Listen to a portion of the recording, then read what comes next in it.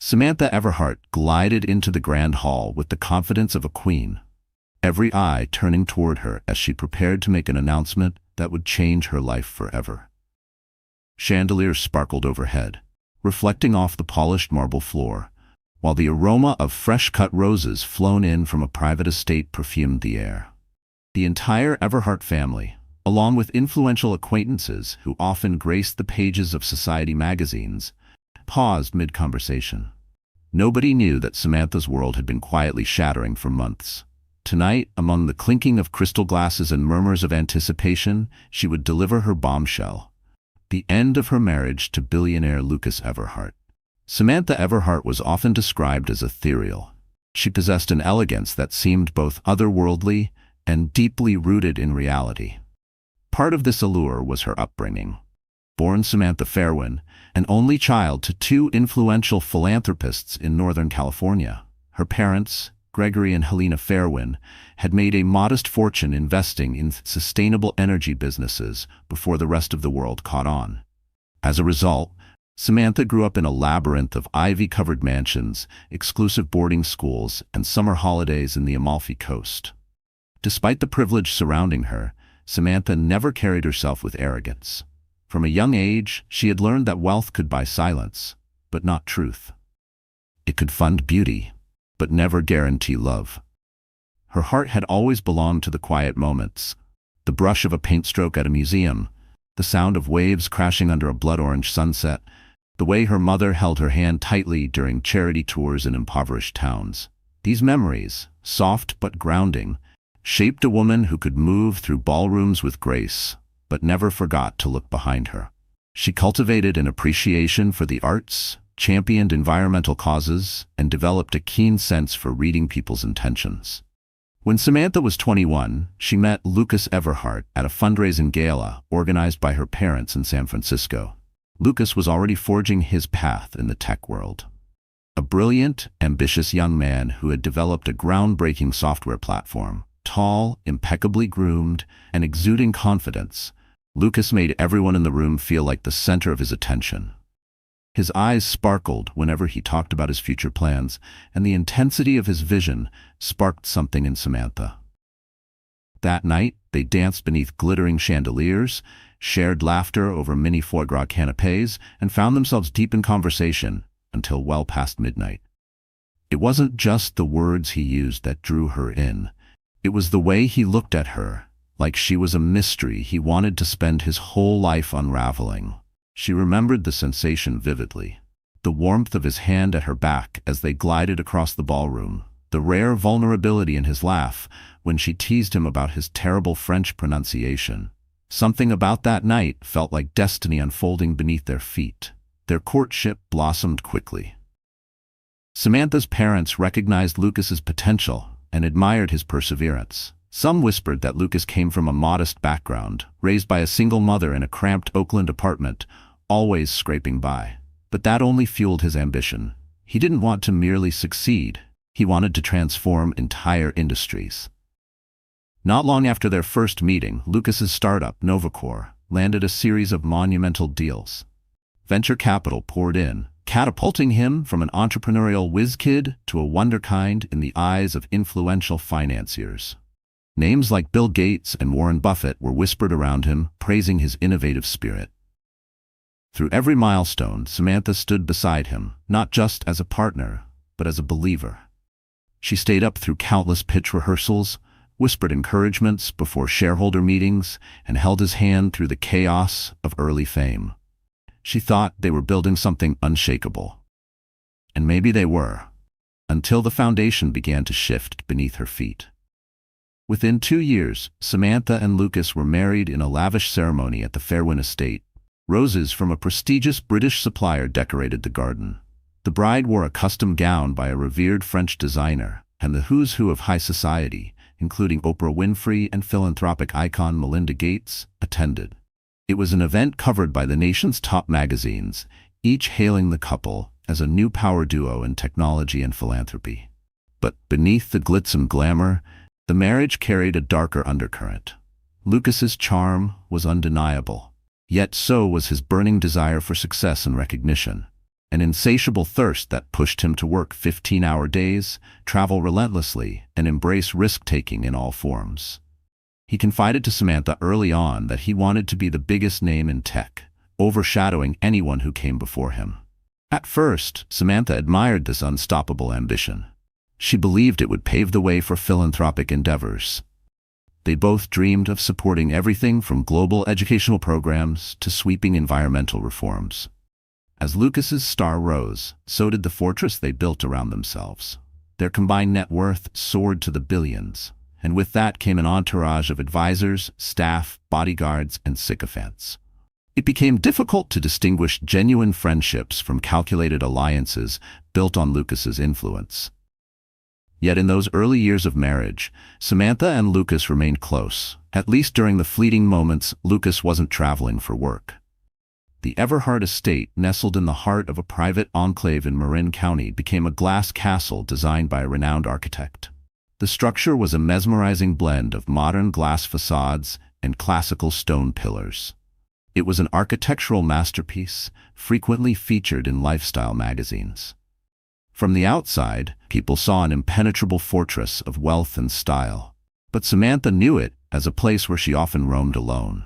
Every hallway gleamed, every room was curated to perfection, but the silence between the walls echoed louder than any applause they ever received. At night, she would sit in the solarium with a cup of tea, staring through the transparent ceiling at a moonlit sky, wondering how a home so grand could feel so hollow. When Lucas was away, she filled her days with philanthropic projects, connecting local schools with arts programs, hosting lavish dinners for climate change initiatives, and championing mental health awareness. She became a beloved figure in charitable circles. Her warmth, intelligence, and willingness to collaborate endeared her to many. Yet something was missing. That absence was not just Lucas's body, it was his presence, his soul. The quiet space where laughter once lived and gentle touches once lingered. Samantha would sometimes reach for her phone, fingers hovering over his contact, only to stop. What would she say? That she missed him? That she felt invisible in their glass empire? Lucas's ambition had transformed from unstoppable to corrosive. He spent more nights in California's Silicon Valley than jetted off to Europe to secure new deals. The fleeting romantic dinners they once shared turned into email updates or hurried phone calls. Even when Lucas was physically present, his mind was usually tethered to the next big pitch or investor meeting. Samantha found herself living in a perpetual state of longing. She tried to communicate this, but Lucas, ever the problem solver, interpreted her concerns as just another issue to be checked off a list, rather than a cry for emotional intimacy. Each conversation left her feeling smaller, like a whisper in the wind of his ambition. She didn't want a solution. She wanted him to be heard, to be held, to be remembered not as a fixture of his success, but as the woman he once couldn't look away from. As time passed, subtle changes began to erode Samantha's belief in their union. She caught glimpses of disconcerting behavior, moments where Lucas would discreetly lower his voice to take calls, or when a dinner with colleagues suddenly seemed to include a few too many female associates. Yet for many years, the fear that something nefarious was happening remained an unspoken, nagging anxiety at the back of her mind. After all, Lucas was not just her husband. He was the father of their 2 children, Mason and Eliza, and the media loved him. He was the visionary, a business mogul who gave compelling speeches at global conferences, proclaiming how the future of tech could save the planet. But every perfect facade eventually cracks. Summer arrived in Marin County with warm breezes and a hint of blossoming jasmine drifting through the air. Samantha was preparing the family for a vacation to Lake Vera, a tradition she and Lucas had started a few years back as a way to reconnect. She felt a spark of hope that this trip could bring them closer. However, Lucas's schedule had shifted at the last minute. He claimed a critical meeting with a new investor from Milan had come up, so he would fly separately and meet them there. In the past, Samantha might have accepted such a change with minimal suspicion. But now a nagging voice in her head questioned every deviation from the plan. And in that voice was something else, something she hated admitting.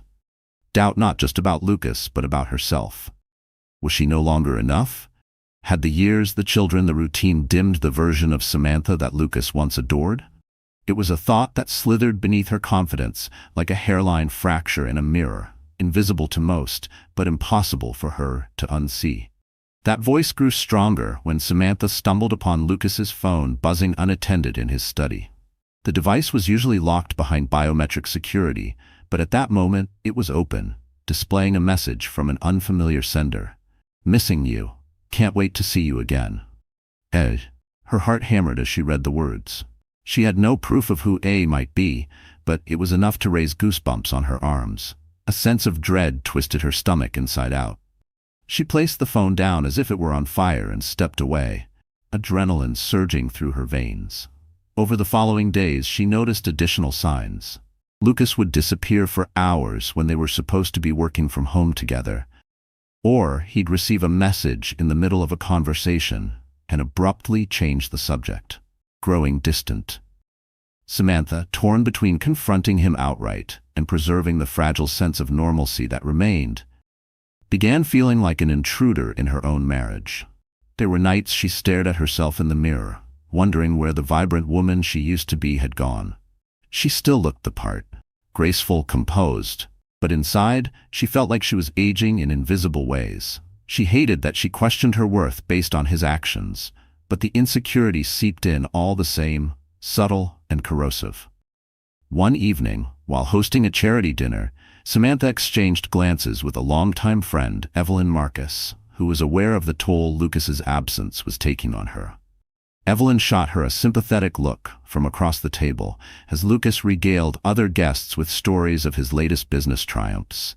To the untrained ear, everything he said sounded glorious and groundbreaking, but Samantha could detect a hollow ring to his words. The Lucas she fell in love with had once prioritized deep human connection. The man who now sat across from her felt more like a charismatic hologram performing for an audience.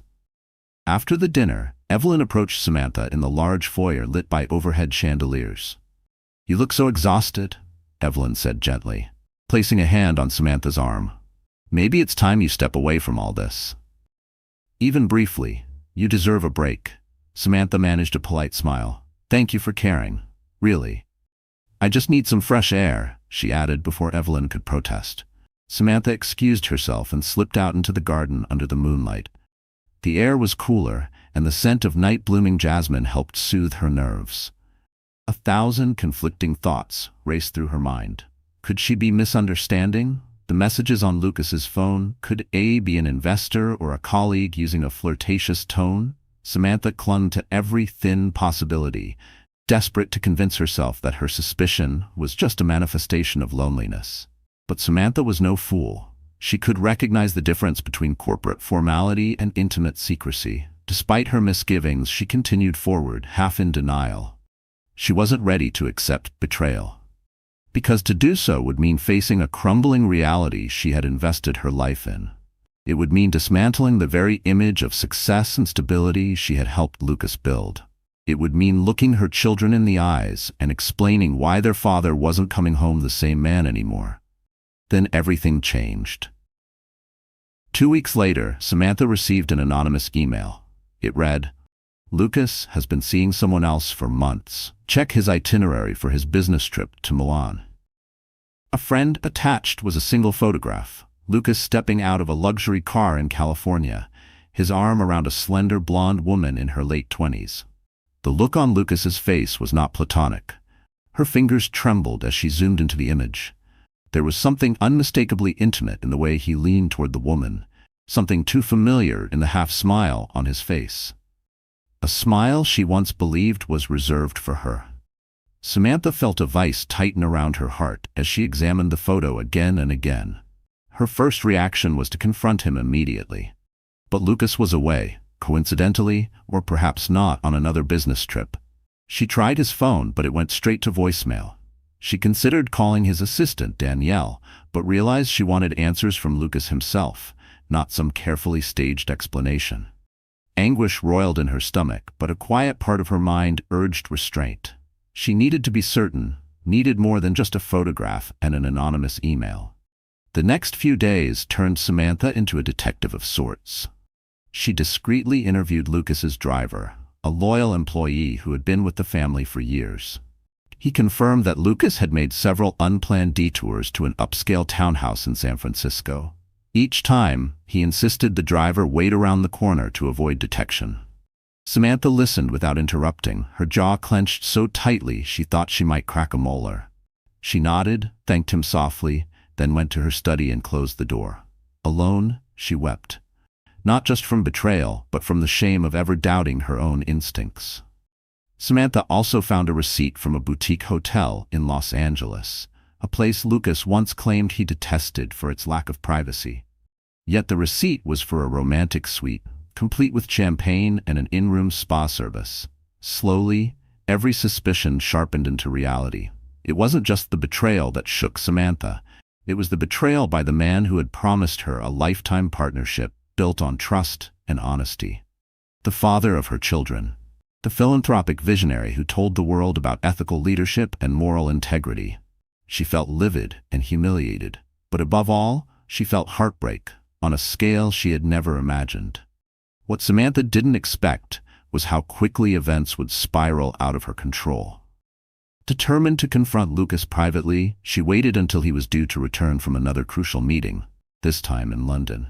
She planned to have him meet her at the Everhart estate for a quiet discussion before the annual Everhart family reunion, a grand affair that brought the extended family together for a weekend every year.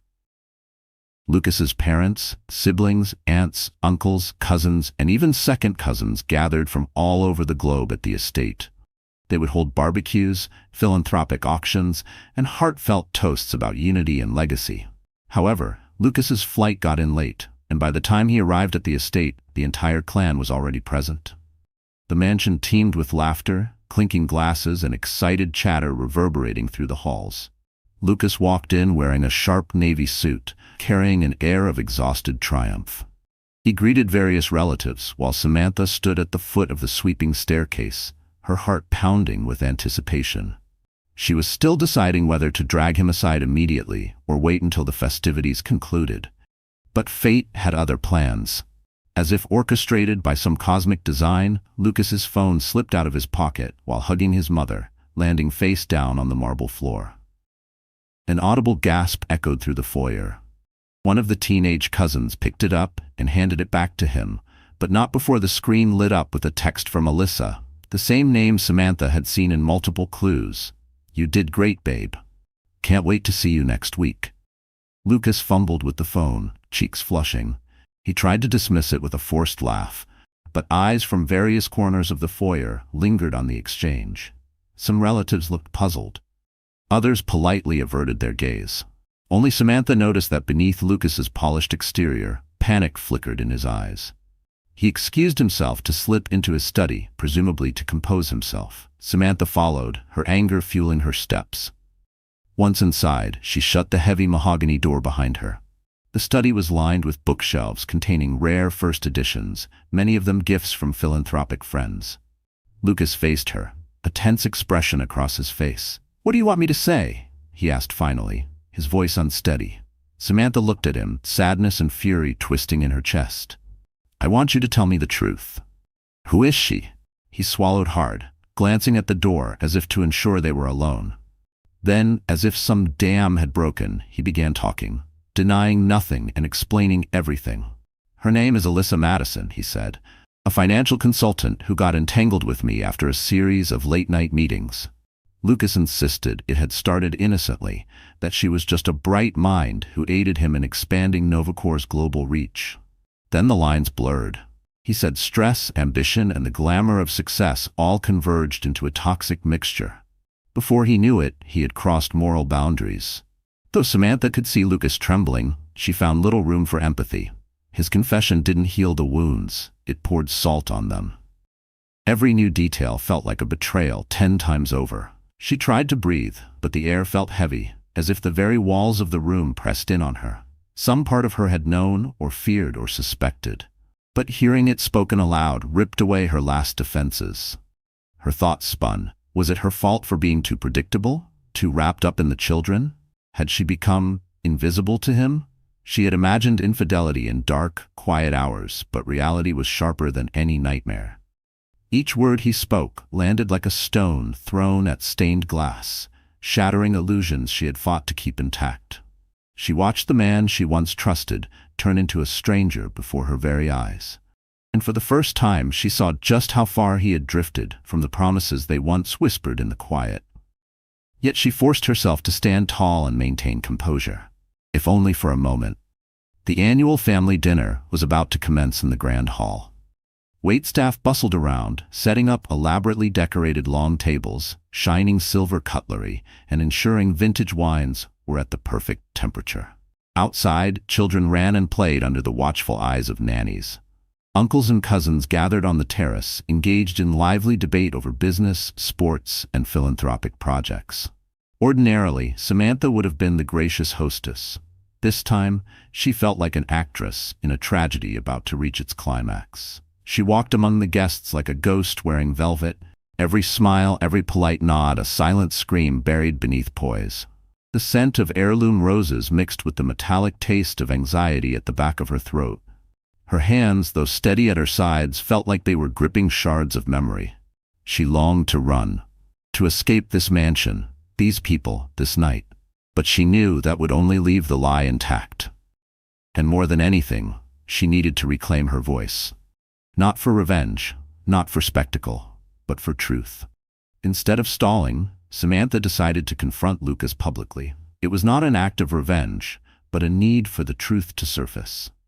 She had spent months grappling with loneliness, heartbreak, and suspicion. To continue with pleasantries would break her spirit irreparably. She reasoned that Lucas's affair was not just a personal betrayal, but also a lie lived among the very relatives who adored him. So, as the family gathered for dinner, Samantha quietly signaled the head butler to hold the first course. She tapped her crystal wine glass with a spoon, a gentle chime that swiftly captured everyone's attention. Conversations ceased and heads turned toward her. Lucas shot her a fearful look from across the room. Samantha's pulse raced, but outwardly she appeared calm, regal. "Good evening, everyone," she began, her voice carrying the quiet authority of a person who has never needed to raise her tone to be heard. "I know you all flew in from different corners of the world to be here tonight. I'm grateful for your presence more than you know." Murmurs of approval and curiosity rippled through the crowd. Lucas's father, Edward Everhart, observed her intently, and his mother, Margaret, looked perplexed but intrigued. The younger cousins grew silent, sensing something bigger was afoot. Samantha continued, "This evening was meant to be a celebration of family unity and the collective memories that bind us together. Unfortunately, there's something heavy on my heart that I can't keep hidden any longer." Samantha paused, taking a measured breath. "Lucas and I, well, let's just say our marriage is not the perfect picture you might imagine. In fact, I've decided I'm leaving him." A stunned silence dropped over the room. Gasps, whispers, and the clatter of silverware rang out like a discordant symphony. Lucas stiffened, his knuckles whitening around the back of his chair. He opened his mouth to speak, but Samantha raised a hand to signal she was not yet finished. "I make this announcement with the deepest regret, but also with honesty. Lucas has strayed." Her voice grew uneven, though she summoned every ounce of grace to keep her emotions in check. "I can't, in good conscience, remain silent and pretend otherwise. This is my choice, and I believe it's the right one." The weight of the truth, once held behind quiet smiles and forced laughter, now unfurled itself across the room like thunder following lightning. Samantha's heart raced, not from fear, but from the ache of finally letting go. Her hands trembled slightly at her sides, but her gaze did not falter. A tear slipped down her cheek. She wiped it gently and stared at the sea of shocked faces. Distant cousins, uncles, aunts, Lucas's parents, and my own 2 children, who looked on from the far side of the table in confusion and fear. Samantha's heart broke for them, but she pressed on. "I need you all to understand," she said, her voice choking slightly, "that I've tried for years to hold on to the family we built together through Lucas's successes and struggles. But there's only so much deception a heart can endure. I'm sorry if this ruins your evening." Her throat tightened with grief for the life she once fought for, the life she was now releasing into memory. She could feel the burn of every unspoken plea, every unanswered message, every lonely night when she lay awake listening to the hollow sound of her husband's absence. Lucas's voice cut through the air, shaky yet forceful. "Samantha, please, we can talk about this privately. There's no need to do it here in front of everyone." A single ripple of tension passed through the crowd. Samantha stood taller, her eyes brimming with heartbreak, yet unwavering in her resolution. "I begged you to talk privately, Lucas. For months I reached out, hoping you'd open up about what was happening between us. You shut me out, so now I'm done knocking on a door that won't open." Her words didn't carry anger. They carried resignation. The kind that comes after endless tries, after hope has withered into silence. The crowd wasn't just witnessing a marital breakdown. They were witnessing a woman reclaiming the last pieces of herself. A murmur of shock and sympathy spread through the hall. Lucas's father, Edward Everhart, rubbed his temple in disbelief. His mother, Margaret, placed a trembling hand over her mouth. Lucas's siblings exchanged stunned glances. Evelyn Marcus, who had joined as a friend of the family, stood near the back with tears welling in her eyes. It was a moment that would forever divide the before and after of Samantha's life in a single, decisive act. She had shattered the veil of illusions that draped their public image. Lucas looked like a man who had been cornered by the consequences of his own actions. His complexion pale, his once confident posture faltering. In the immediate aftermath, the grand hall resembled a chamber of echoes. A flurry of overlapping reactions rippled among the guests. Some relatives rushed to Samantha, arms extended, offering comfort. Others swarmed Lucas, demanding an explanation.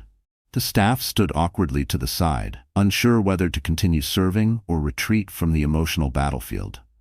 Samantha, feeling dizzy from adrenaline, managed a nod to the head butler, who silently understood. It was best to serve dinner in smaller, separate settings.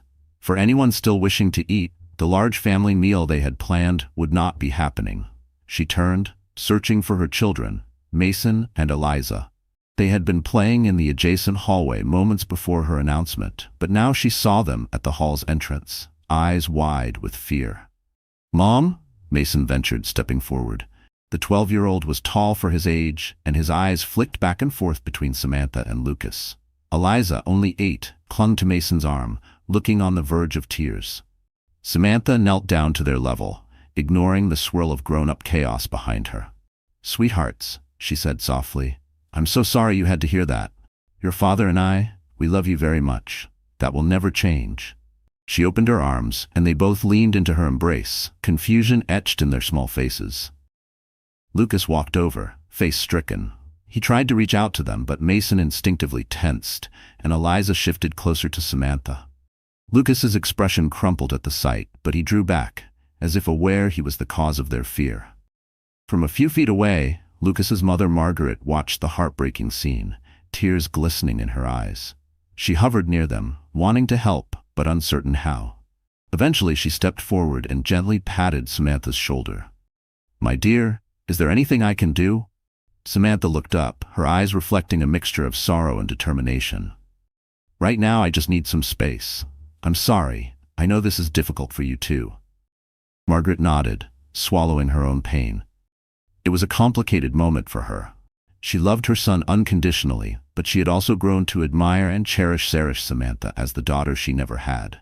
In another corner, Edward Everhart had cornered Lucas. His voice was low and urgent. Edward was a commanding presence, a retired CEO who had never shied away from making his opinions known. From his stern expression, it was clear that the conversation was anything but pleasant. Later that evening, once most of the family had dispersed to different wings of the mansion or retreated to nearby hotels, Samantha found herself in the quietude of the mansion's small private library. It was one of her favorite rooms. Dark cherry wood shelves lined with literature from all eras, a plush reading chair near an ornate fireplace, and a wide window that overlooked the sprawling grounds. She sank into the chair, exhausted and heartbroken. Memories swept over her like a tidal wave. She recalled the early days of her relationship with Lucas, how he would speak passionately about bridging global communities through technology, how they volunteered at soup kitchens together when NovaCore was in its infancy, how they once spent a spontaneous night dancing in Golden Gate Park to a random street violinist, just because it felt magical. In one memory, she saw herself after she had lost a dear college friend to an unexpected illness. She had been inconsolable. But Lucas had arrived at her door with takeout from her favorite Thai place, a homemade CD of soothing piano music, and arms ready to hold her through her grief. They used to communicate so effortlessly, as if their souls were in constant conversation. When had that changed? She couldn't pinpoint the exact moment, but it was likely when Lucas's star soared too close to the sun. And what haunted her most was the quiet suspicion that she had seen the cracks long ago, but chose not to speak. There had been moments when she considered counseling, even separation, but always dismissed them, telling herself it was just a phase, that they would bounce back like they always had. She told herself she was being dramatic, overly sensitive, too emotional. Their philanthropic projects were meant to keep them bonded. They had co-founded the Everhart Fairwin initiative to support underprivileged youth in developing nations, even traveling to remote villages in Africa and Southeast Asia. Photographs of those trips, capturing their sweaty smiles and hopeful hearts, adorned the library walls. Yet as Lucas's empire grew, so did the demands on his time and attention. The simplest sign that something was off had been his emotional unavailability. He no longer asked about Samantha's day or her goals. Everything became overshadowed by talk of IPOs, acquisitions, and product launches. She had clung to the image of their former selves like a woman gripping a lifeboat, even when the waves of reality began to crash. There were nights she cried silently in bed while he snored beside her, and she told herself it was temporary, that if she were just more patient, more understanding, it would pass. But it hadn't. Rubbing her temples, Samantha felt a surge of tears.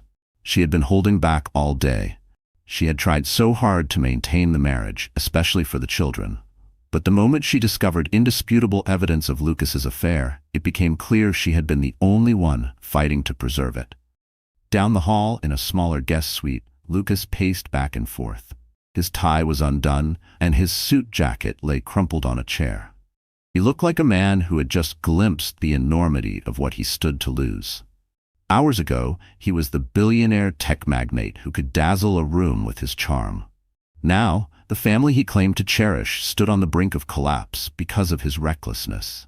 He stared at the message notifications on his phone from Alyssa. Guilt needled him. More messages arrived, some supportive, others demanding to know why he wasn't responding. He tossed the device onto the bed, unwilling to face the proof of his infidelity. His father's words still echoed in his mind. "You're a fool, Lucas. Your mother and I raised you to value loyalty and family. I didn't build a legacy for you to tarnish it this way." Lucas had tried to defend himself, but every excuse crumbled under the weight of his own guilt. He realized how fragile his meticulously curated public image truly was. More importantly, he realized how gravely he had wounded Samantha, a woman he once believed to be his perfect partner, who had supported him more than anyone else ever had. A quiet knock sounded at the door. He opened it to find his sister, Julia Everhart, one of the few people in the family who always spoke her mind.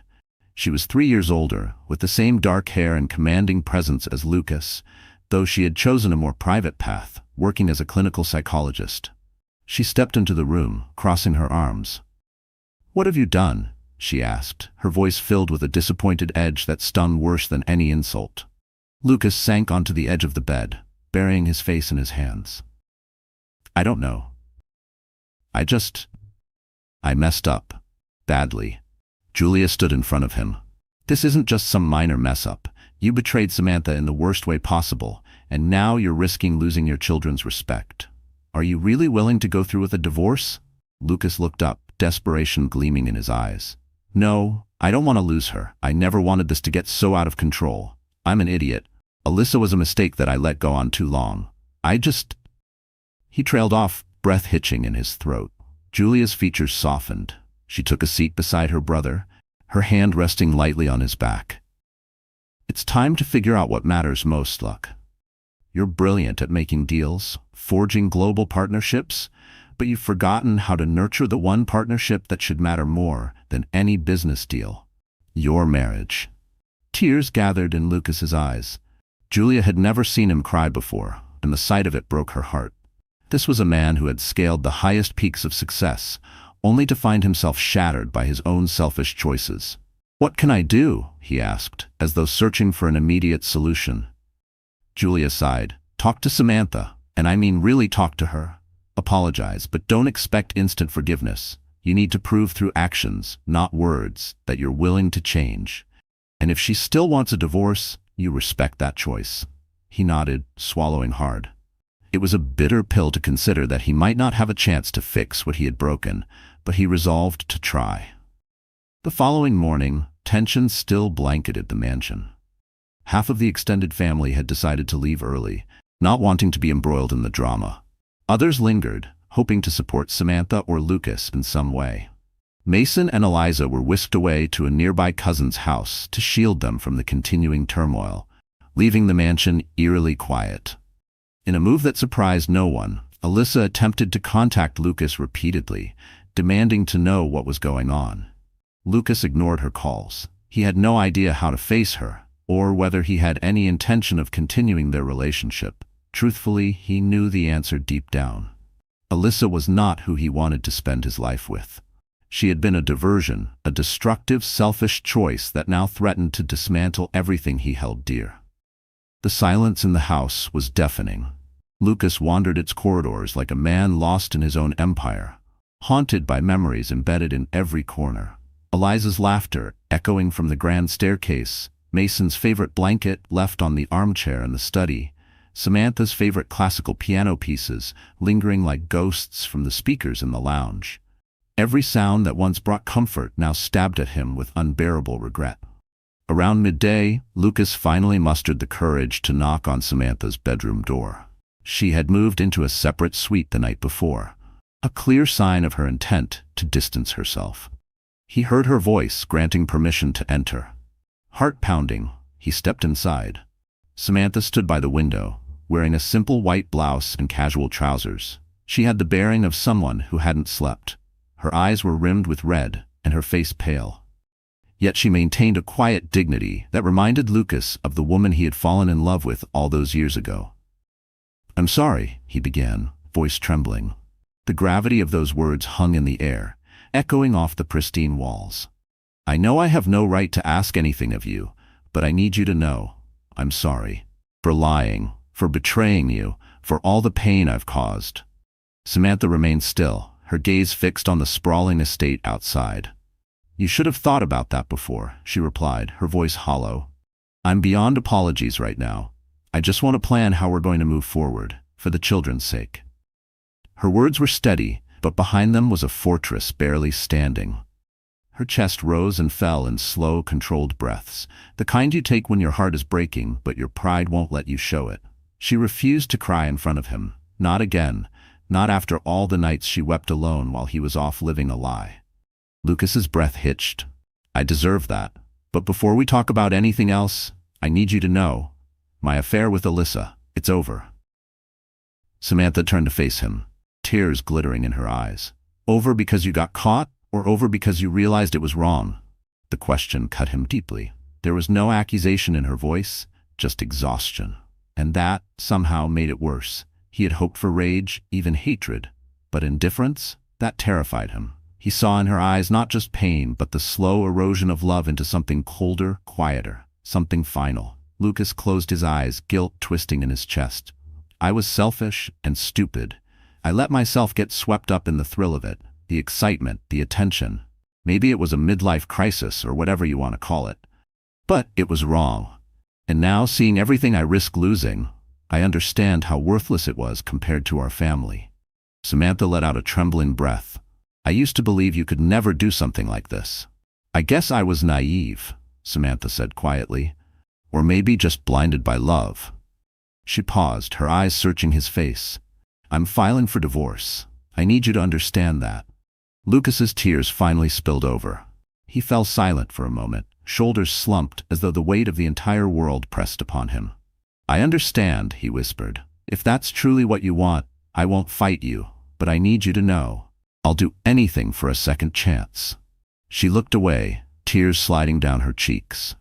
I don't know if I can ever trust you again, she admitted. All these years, I believed in your integrity, your sense of right and wrong. And to know you could do this, to carry on lies for months, it's too much for me. Lucas nodded, swallowing the lump in his throat. I'll respect your decision.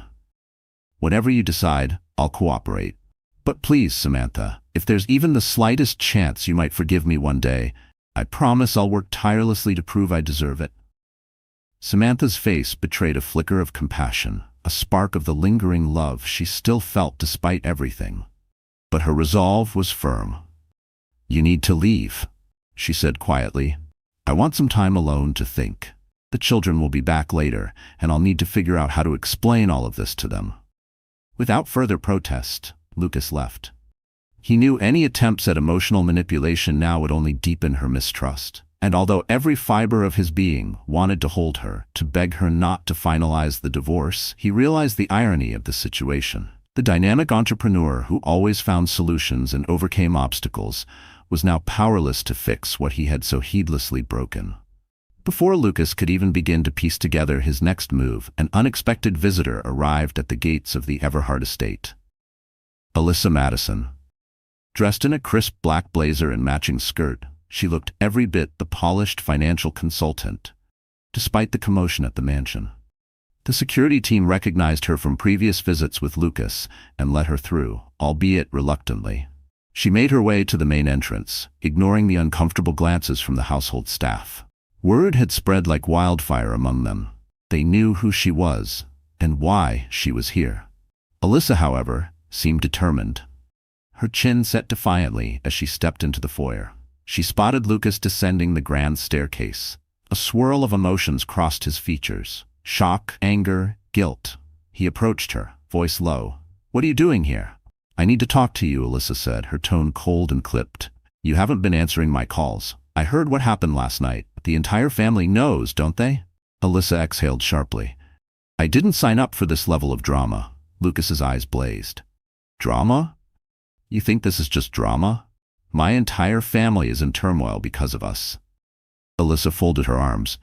You mean because of your wife's overreaction? She made a scene in front of everyone. Lucas's jaw tightened. He felt a sudden surge of protectiveness for Samantha. Don't blame this on her. She has every right to be furious. We deceived her. Alyssa sneered. You're making me sound like the villain. You told me you were unhappy, that Samantha never understood your vision anymore, that the marriage was practically dead already. Guilt stabbed at Lucas. Yes, he had said those things, in moments of weakness, looking for sympathy or validation.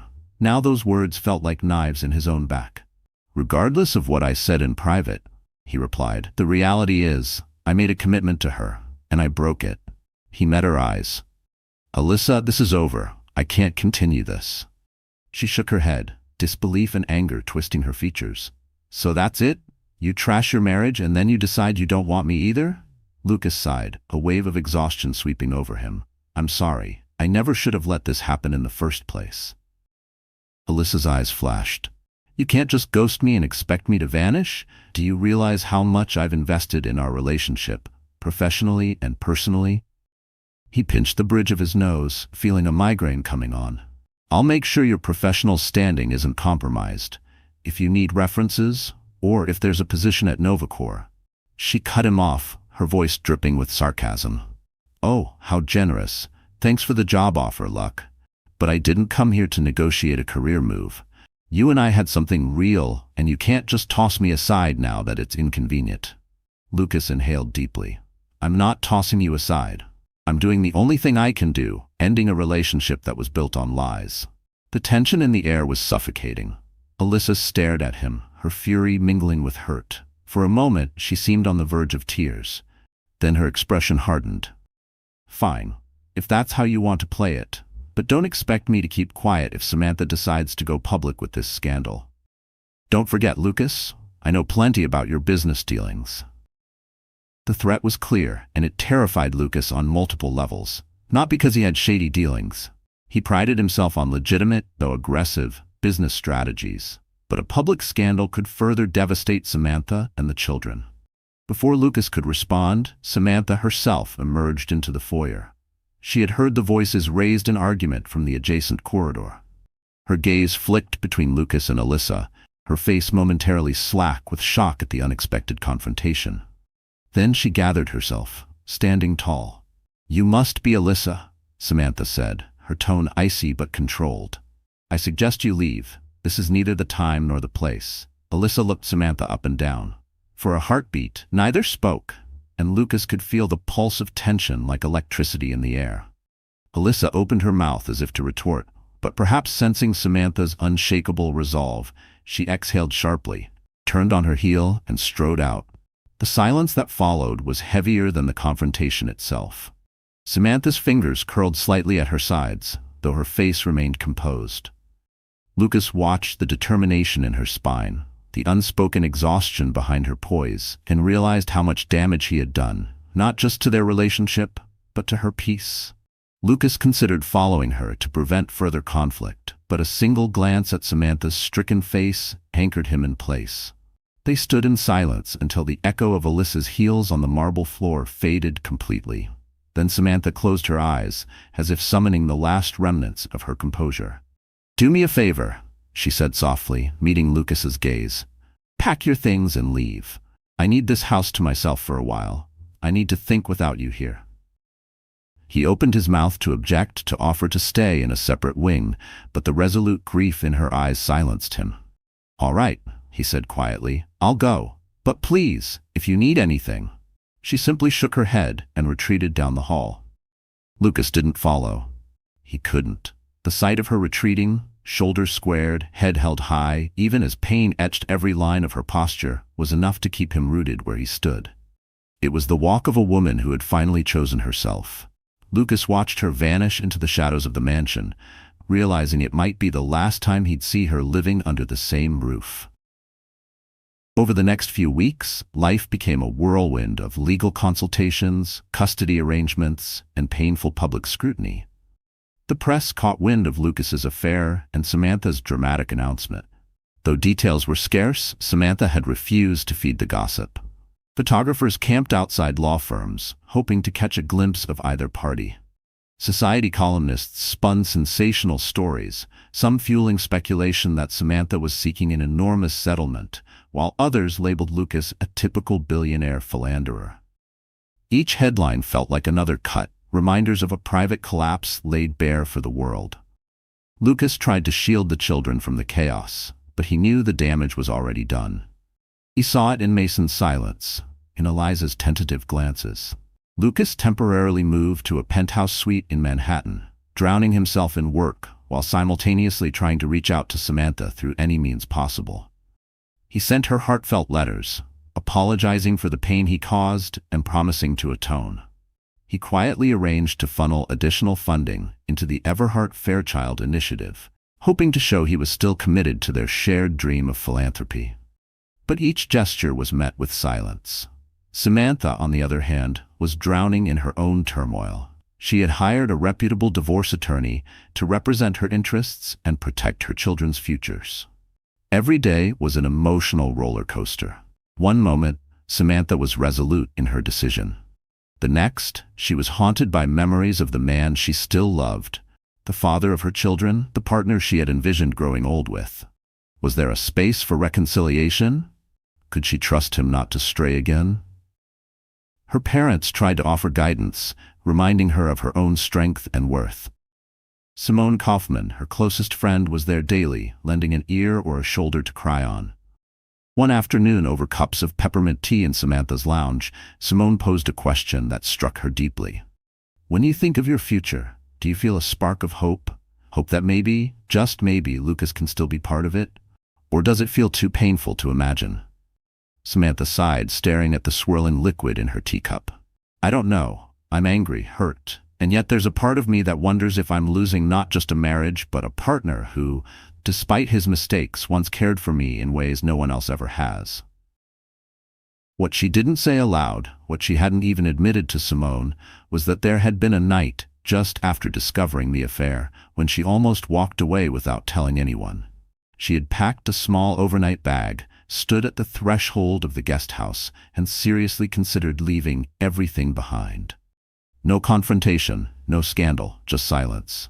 disappear to her parents' vineyard in Napa, vanish from the headlines and the pitying eyes. It was the children's sleeping faces that stopped her. That, and the tiny flicker of rage, against the idea of letting Lucas escape consequence, letting him explain her absence in whatever narrative suited him.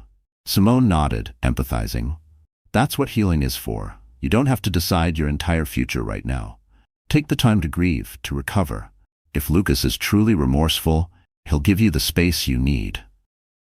In parallel, Lucas was grappling with his own introspection. During one late-night walk through Central Park, where he and Samantha once danced to a street violinist, he broke down in tears. The memory of that magical night felt like it belonged to another world. Filled with regret, he considered going into therapy, acknowledging for the first time that he might have an unquenchable drive for validation that led him astray. If he wanted any chance of salvaging his family, he needed to confront his demons. A few days later, Lucas arranged a private meeting with Samantha's attorney. He wanted to ensure that the property division and custody arrangements were handled respectfully. He insisted on equal joint custody of the children, if Samantha was open to it, promising that he would do nothing to make the process acrimonious. He even considered stepping back from his role as CEO of Novacor to prioritize his family. The tech world might see it as a stunning move, Lucas Everhart relinquishing his power seat, but to him, it seemed like a necessary sacrifice to demonstrate how serious he was about making amends. This newfound humility gradually reached Samantha's ears, mostly through her attorney. Though still guarded, she could not deny that Lucas's actions indicated genuine remorse. Perhaps she thought he was finally seeing beyond the allure of success and status.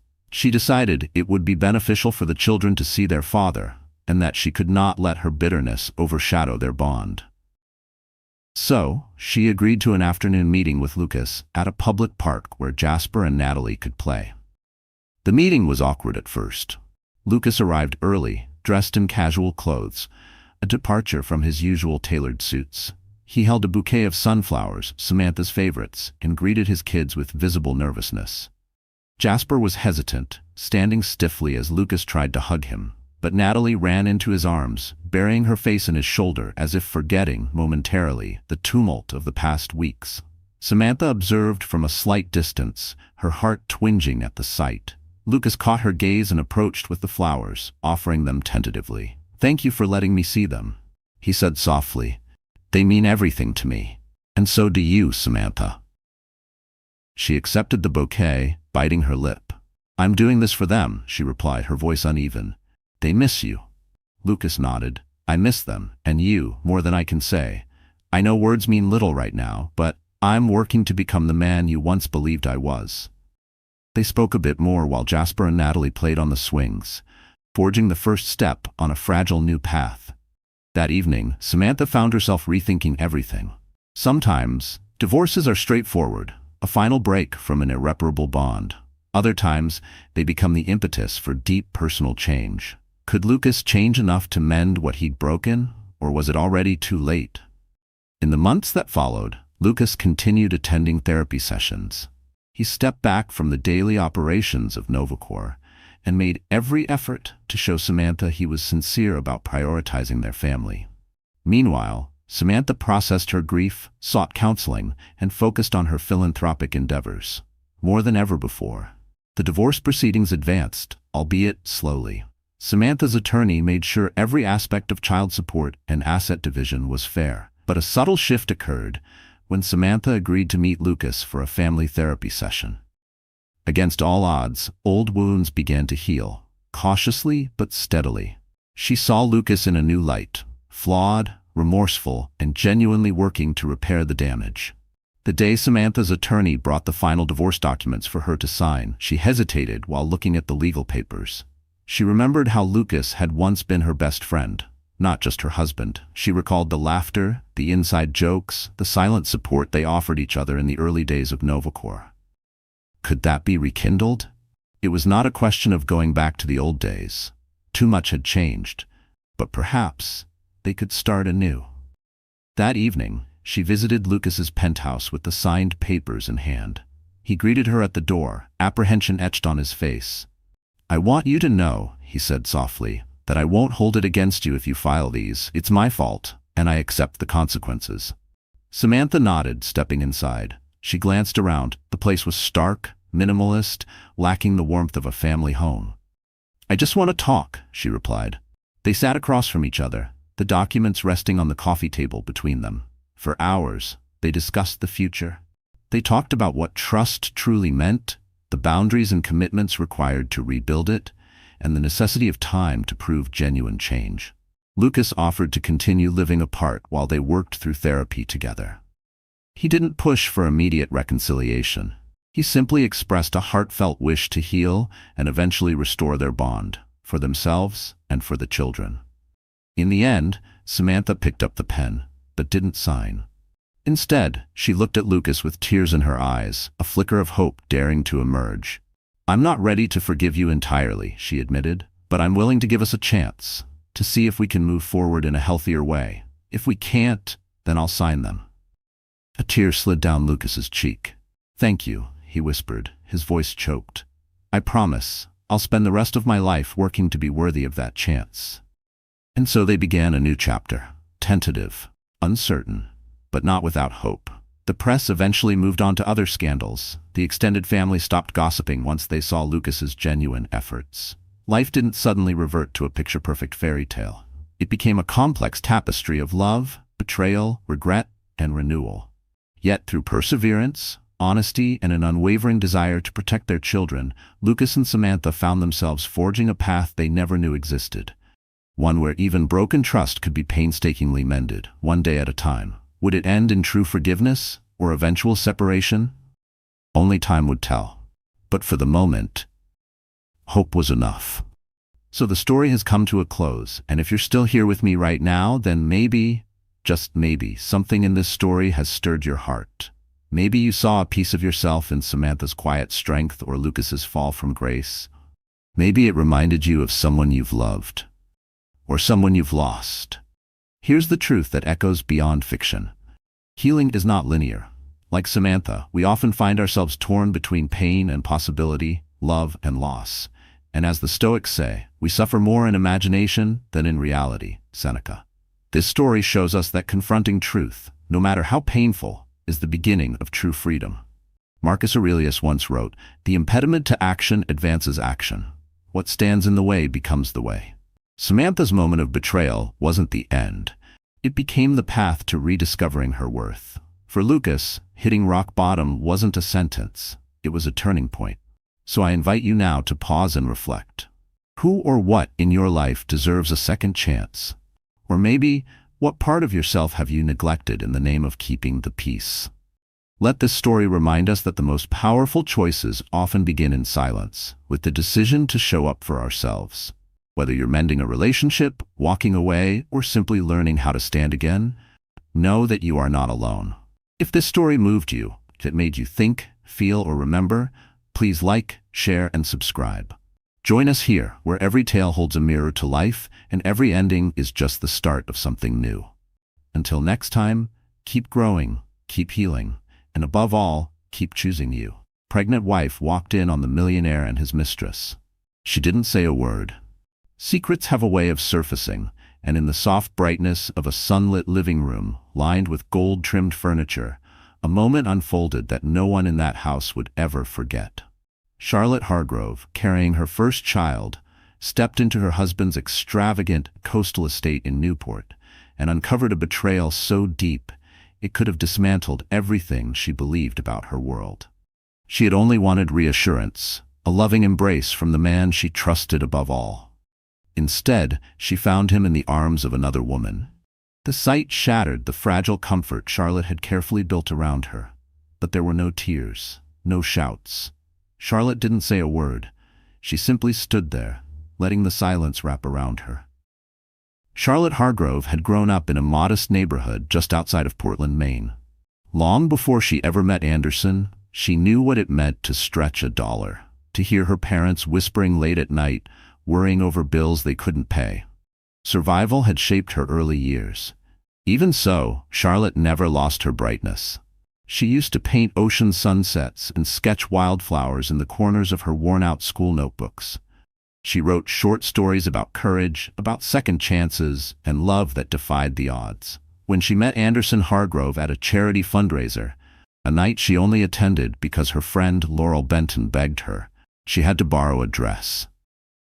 Laurel came from a well-to-do family in Portland and often attended the city's more exclusive events. She knew everyone who mattered. "You never know who you'll bump into," Laurel had said with a playful nudge. Charlotte hadn't expected anything remarkable that evening. With no spot reserved at the sponsors' tables, she ended up standing alone near the hors d'oeuvres. That's where Anderson noticed her, a champagne flute in hand, wearing a borrowed sapphire dress that hugged a bit tighter than expected. Their eyes met over silver trays of caviar and pâté, and something clicked. Anderson, then already a self-made millionaire, had taken a once struggling logistics firm and turned it into a powerhouse, Hargrove International. He was confident, with an air of quiet control that could both attract and intimidate. When he walked toward Charlotte, she braced herself for a smug remark or another arrogant opener, the kind she'd heard too often from men in expensive suits. But instead, he surprised her with a simple question. "Why do you look like you'd rather be anywhere else?" Charlotte wasn't sure how to respond at first, but something in Anderson's direct, almost curious tone gave her the courage to speak honestly, a rare kind of honesty that even caught her off guard. "I'm new to this," she admitted quietly. "I don't know this world." Anderson's expression softened, the corners of his mouth lifting in a smile that felt surprisingly sincere. "I wasn't always part of this world either." That single sentence, a shared vulnerability, sealed Charlotte's impression of him. He wasn't just another polished figure in an expensive suit. He had known hardship too. That night, they lost themselves in deep conversation, talking about their childhood dreams, their ambitions, and everything in between, entirely detached from the glittering energy of the event around them. Their romance bloomed quickly and intensely. Within just a few months, Charlotte left behind her familiar routines and modest world. She learned how to navigate the upper crust of society, lavish dinners, formal galas, whispered conversations about mergers and acquisitions. Through it all, Anderson remained gentle, protective, captivated by her earnestness. For every whispered rumor about his fortune or past, Charlotte found countless reasons to believe in him. He had a rare ability to make her feel like she was the most important person in any room. Though her mother, Marie, often fretted about their drastically different upbringings, Charlotte pressed forward. She trusted in the promise Anderson had made the night he proposed. "No matter what comes our way, our love will hold." Their wedding was a dazzling affair, splashed across the pages of local lifestyle magazines. Laurel, radiant in silver, stood proudly as Charlotte's maid of honor. Even Charlotte's father, still recovering from a stroke, summoned the strength to walk her down the aisle. She would never forget the way Anderson looked at her in that moment, like the world had stopped moving. The early days of their marriage were like something out of a dream. Their penthouse just outside downtown Boston, with its floor-to-ceiling windows, offered sweeping views of the skyline. They'd dance barefoot in the living room late at night, eat takeout in designer gowns and tuxedos, and laugh about how absurd the elite world could be.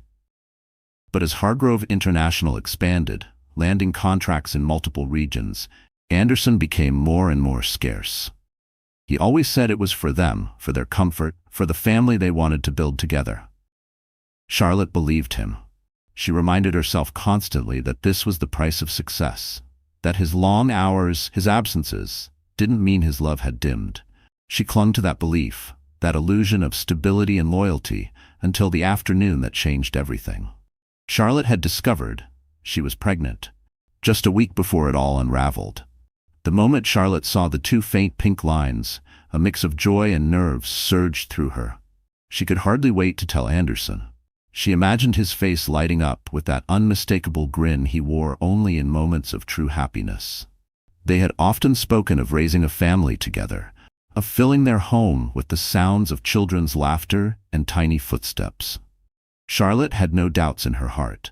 This baby would complete their world. That morning, she was meant to meet Laurel for lunch, a perfect moment to share the news with her best friend, who had supported their love story from the beginning. But around 10 a.m., Charlotte received a text. Laurel was apologizing, explaining that an emergency had come up at work. As a project manager at a local arts nonprofit, last-minute schedule changes were just part of the job. Charlotte glanced at the clock and remembered that Anderson had mentioned taking the day off to handle some personal errands. He should have been nearby, maybe even home. A private, heartfelt reveal felt far more meaningful than a rushed phone call. Her excitement building, she got into her car and headed toward the estate, her heart fluttering as she pulled into the curved stone driveway. A sleek red convertible caught her eye, parked casually near the front. Odd. Anderson didn't usually have unexpected visitors, especially on his days off. Perhaps a friend, a colleague. As Charlotte stepped through the front doors, she was struck by how quiet the house was, the kind of stillness that felt too deliberate. Even with the warm daylight pouring through the oversized windows, a chill passed through her. Her steps echoed softly against the polished floors, but her heartbeat felt loud enough to give her away. Then, she heard it. A giggle, muffled, followed by a whisper. The sounds were coming from the living room, the same space meant for hosting dignitaries and family, not whispers and secrecy. Charlotte's chest tightened. Maybe, she reasoned, it was a surprise. Maybe something sweet, something meant for her. But the thought didn't hold. She set her handbag down slowly on a hallway table, whispering Anderson's name gently as she inched toward the room. And then she saw them. Anderson, her husband, her supposed partner and everything, was in a deep, familiar embrace with a woman. One Charlotte recognized instantly, even if only from whispered gossip at society events. Selena Vaughn. A socialite known for clinging to men with money and power. Selena's high-pitched laugh and the casual, possessive way she touched Anderson made it clear this wasn't a mistake. It wasn't a slip. It was routine. Practiced. Intimate. Charlotte froze. Her world collapsed around her, but she forced herself to stay upright, to breathe, to process. She gripped the doorframe, fingers trembling, every part of her screaming to confront him, to cry out. But she didn't. Her eyes met Anderson's, and the shock on his face was instant, undeniable. Selena turned too, her smirk faltering the moment she realized they'd been caught. A guilty shadow passed over her features, but not enough to mask the smugness that had been there moments before. Charlotte stared at Anderson, willing him to speak, to do something, anything to explain what she was seeing, to reject it, to deny it, to say this isn't what it looks like. But nothing came. No apology, no excuse, only silence. Charlotte, still holding on to the last shred of her dignity, didn't yell. She didn't break down. She didn't go after Selena. She didn't throw anything. She didn't scream. She turned on her heel and walked out. The sound of Anderson calling her name behind her only deepened the crack in her heart. Charlotte kept walking, unwilling to turn around, unwilling to see either of their faces again. She made it to the car, slid into the driver's seat, and sat there, frozen for a moment, her breath catching in her throat. The silence inside the vehicle was deafening, broken only by the faint ticking of the dashboard clock, a cruel reminder that time hadn't stopped with her heartbreak. The pregnancy test tucked inside her purse felt heavier now, like it carried a devastating secret instead of a joyful one. Her husband, the father of her unborn child, who still had no idea he was going to be a father, had been with another woman. So openly, so shamelessly. Her fingers gripped the steering wheel until her knuckles turned white, trying to steady the tremor that now ran through her entire body. She dreamed of that moment, revealing the news, seeing his eyes light up, but it had all unraveled in an instant, replaced by a scene she would never forget. Charlotte started the car and drove off, the tires spinning dust behind her as she sped away from the mansion. Still not a single word had passed her lips. She found herself at Laurel Benton's apartment, a small, vibrant place nestled in the heart of downtown Boston. Normally, its warmth and eclectic charm gave Charlotte a sense of calm. But today, nothing could pierce the numbness inside her. Laurel opened the door to find Charlotte pale, shaken, her eyes swollen with unshed tears. Without a word, Laurel pulled her in, guiding her to the couch. Moments later, Charlotte broke down completely, her body racked with sobs so fierce they seemed to come from the center of her soul. It wasn't just sorrow, it was grief, the kind that hollowed her chest and made her shoulders quake with each exhale. She clung to Laurel like she was the only solid thing left in her crumbling world. Between breaths, she told Laurel everything. How she had planned the perfect surprise for Anderson, how she had walked into their home expecting love and instead found betrayal. She forced out the words. He was with Selena Vaughn. Laurel's face hardened with a mix of fury and disbelief. I've heard whispers about her, she murmured, recalling scattered gossip. She's always chasing after rich men, but Anderson, I never thought he would. Charlotte wiped her eyes, her voice trembling. Neither did I. They sat in silence for a long time. Laurel offered quiet comfort, soothing words, a blanket. Eventually, she asked the question neither of them wanted to say aloud. Are you going to tell him? About the baby? The question cut deep. Charlotte had gone there to share joy.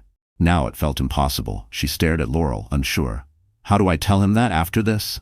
Laurel gently placed a hand over hers. At some point you'll have to decide. About him. About everything. But this baby didn't do anything wrong. Anderson should know. Charlotte nodded slowly, but said nothing. The emotional storm inside her was still too raw. She wasn't ready to face him. Not yet. She stayed at Laurel's for a few days, ignoring the phone calls and unread messages flooding in from Anderson. Each time she thought of him, of what she'd seen, her stomach twisted. And it wasn't just the pregnancy. She kept seeing it. Over and over. His arms wrapped around Selena, their kiss so intimate, so unashamed. And every time that image returned, Charlotte felt like she might collapse all over again. Had Anderson's kindness been just a show? Had his tenderness ever been real? Laurel tried her best to keep Charlotte distracted. They ordered takeout, watched light comedies on the couch, but Charlotte's thoughts never wandered far from the ache inside her chest.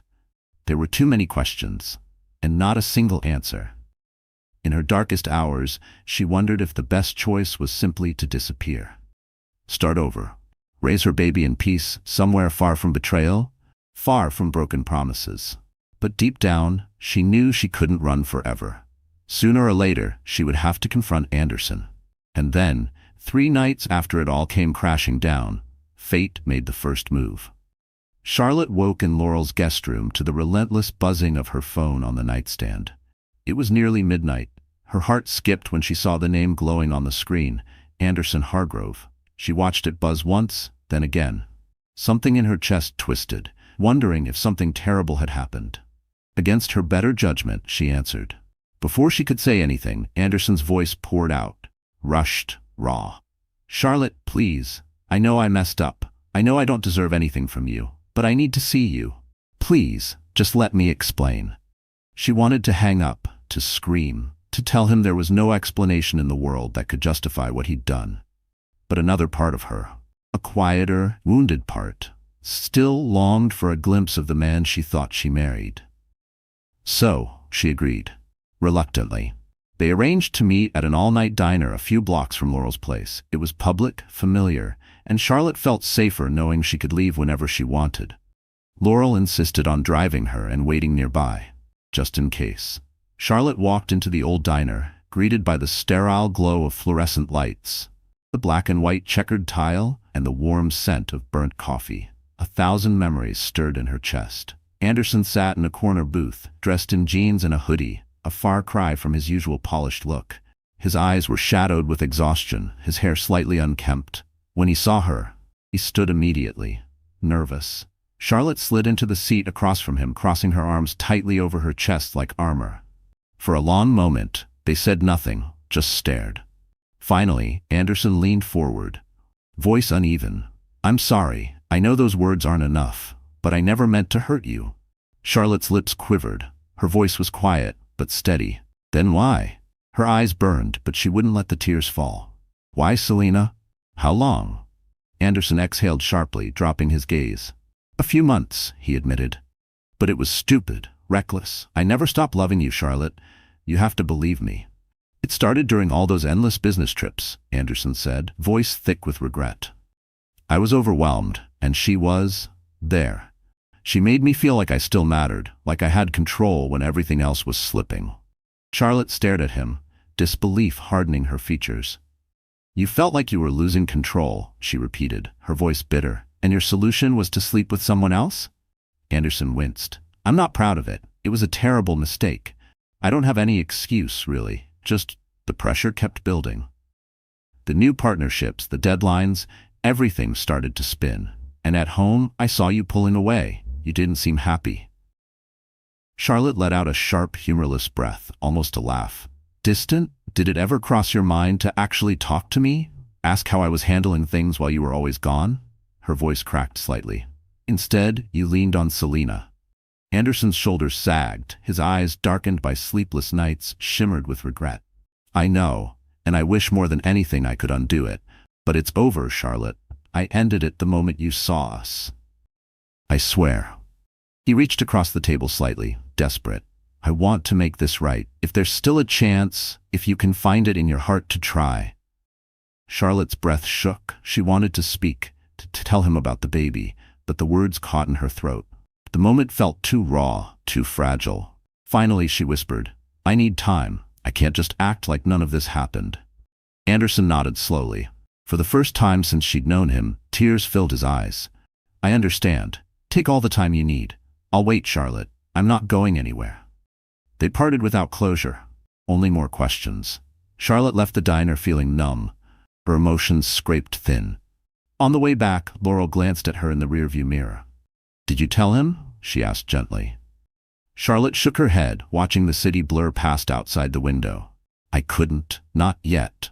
She was scared that Anderson's remorse came from shame or fear of losing his reputation, not from love. And the baby? The baby was too precious to risk on that kind of uncertainty. In the weeks that followed, Charlotte stayed away from the estate. She split her time between Laurel's apartment and her parents' small home in the suburbs. She confided in her mother Marie about the pregnancy, but not about the affair. Marie was thrilled, excited about becoming a grandmother. She believed that Charlotte and Anderson would share the joyful news together soon. Meanwhile, Anderson sent flowers, letters, voicemails. He swore that things with Selena were done. He promised to do whatever it took. Therapy, a long vacation, even stepping away from work. Anything to rebuild what they had. But Charlotte couldn't bring herself to believe again. Not yet. Seeing him was still too painful. One quiet afternoon, as Charlotte was curled up on Laurel's couch reading, a knock at the door broke the silence. Laurel was at work, so Charlotte got up slowly to answer it. When she opened the door, her breath caught. Standing there in a long, tailored coat and dark sunglasses was Selena Vaughn, the woman who had shattered everything. Charlotte's first instinct was to slam the door shut, but Selena quickly raised a hand. Please, I'm not here to start anything, she said, pulling off her sunglasses to reveal exhausted eyes. I need to talk to you. Just for a minute. Against every instinct screaming inside her, Charlotte stepped aside. If nothing else, she didn't want a scene in the hallway of Laurel's apartment building. She led Selena to the living room, inwardly fuming with every step. Selena sat gingerly on the edge of the couch, looking uncharacteristically fragile. Charlotte didn't bother with pleasantries. Why are you here? She asked, her voice sharp and cold. Selena's hands trembled slightly. I know this is probably the last thing you want, but I just needed to clear the air. I'm not proud of what happened. I never meant for it to go that far. Charlotte fought back a bitter laugh. Really? You targeted a married man, my husband, and things just got out of hand? Selena's cheeks flushed. I won't pretend I'm blameless. I went after Anderson. I saw his ambition, his drive, and yes, I thought being with him might benefit me. I was lonely. It was selfish, stupid, but it wasn't love. Not for me, and I honestly don't think it was for him either. Charlotte stood stiff, arms crossed. So now you want me to believe you've suddenly grown a conscience? No, Selena said quietly, exhaling. But I need you to know something. After you caught us, Anderson ended it. Immediately. He told me to leave and never come back. He said you were the only one who mattered. Charlotte's expression faltered, just for a second. The words hit somewhere she didn't want to acknowledge. They stirred a part of her that longed for reassurance, even if it came through the most painful source. For days she tried to understand what he truly felt, whether there had been any hesitation in his betrayal. Hearing that he had pushed Selena away, even after the damage was done, made her ache in a new, complicated way. Grief tangled with the smallest thread of vindication. So why are you really telling me this? Selena swallowed. Because I'm leaving. I'm moving to Chicago to live with my sister, trying to reset my life. And before I go, her voice shook, I wanted to say I'm sorry. Honestly, I know it doesn't fix anything. I know it might mean nothing to you, but I couldn't leave without telling you. Something shifted in Charlotte. A lump formed in her throat. She still wanted to hate this woman, but the trembling, the guilt, the unmistakable shame, it dulled the edge of her fury. The apology was imperfect and possibly self-serving, but it was real. In that room, Charlotte saw not a rival, but a woman unraveling, one who had made a choice she now clearly regretted.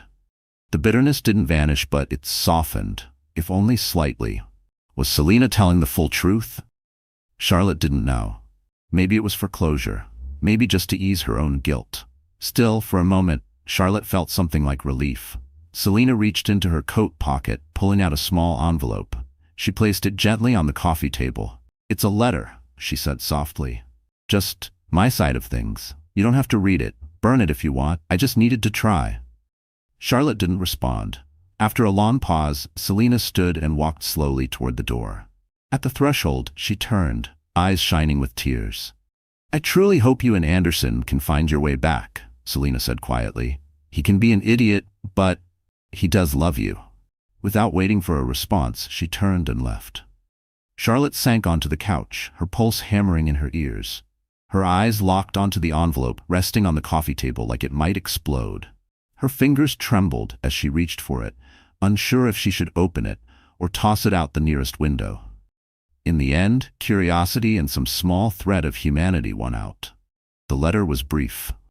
Selena described how her life had unraveled after losing her job, how she'd begun relying on wealthy men as a way to feel secure, convinced that money could protect her from failure. It was part confession, part apology, and it ended with a plea that Charlotte consider Anderson's genuine remorse. Charlotte set the letter aside, heart heavy. She didn't know whether to forgive or to hate. What she did know was that she felt completely drained. And beneath that weariness, just a faint flicker of something she hadn't allowed herself to feel in weeks. Hope. 2 days after Selena's visit, Charlotte realized she couldn't keep the pregnancy hidden much longer. She was nearly 3 months along now, and the morning sickness was getting harder to ignore, along with the emotional weight she carried daily.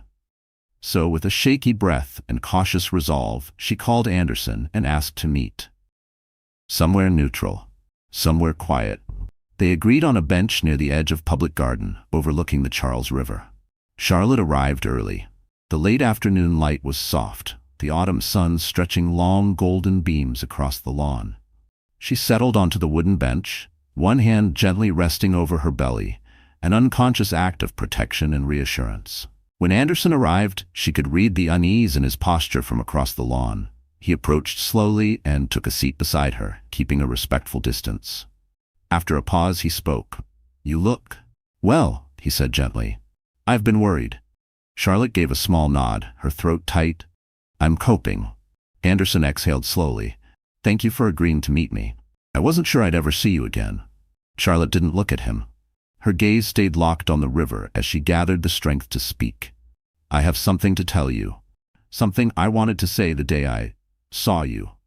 Her voice cracked. She closed her eyes, willing the pain down, and whispered, I'm pregnant, Anderson.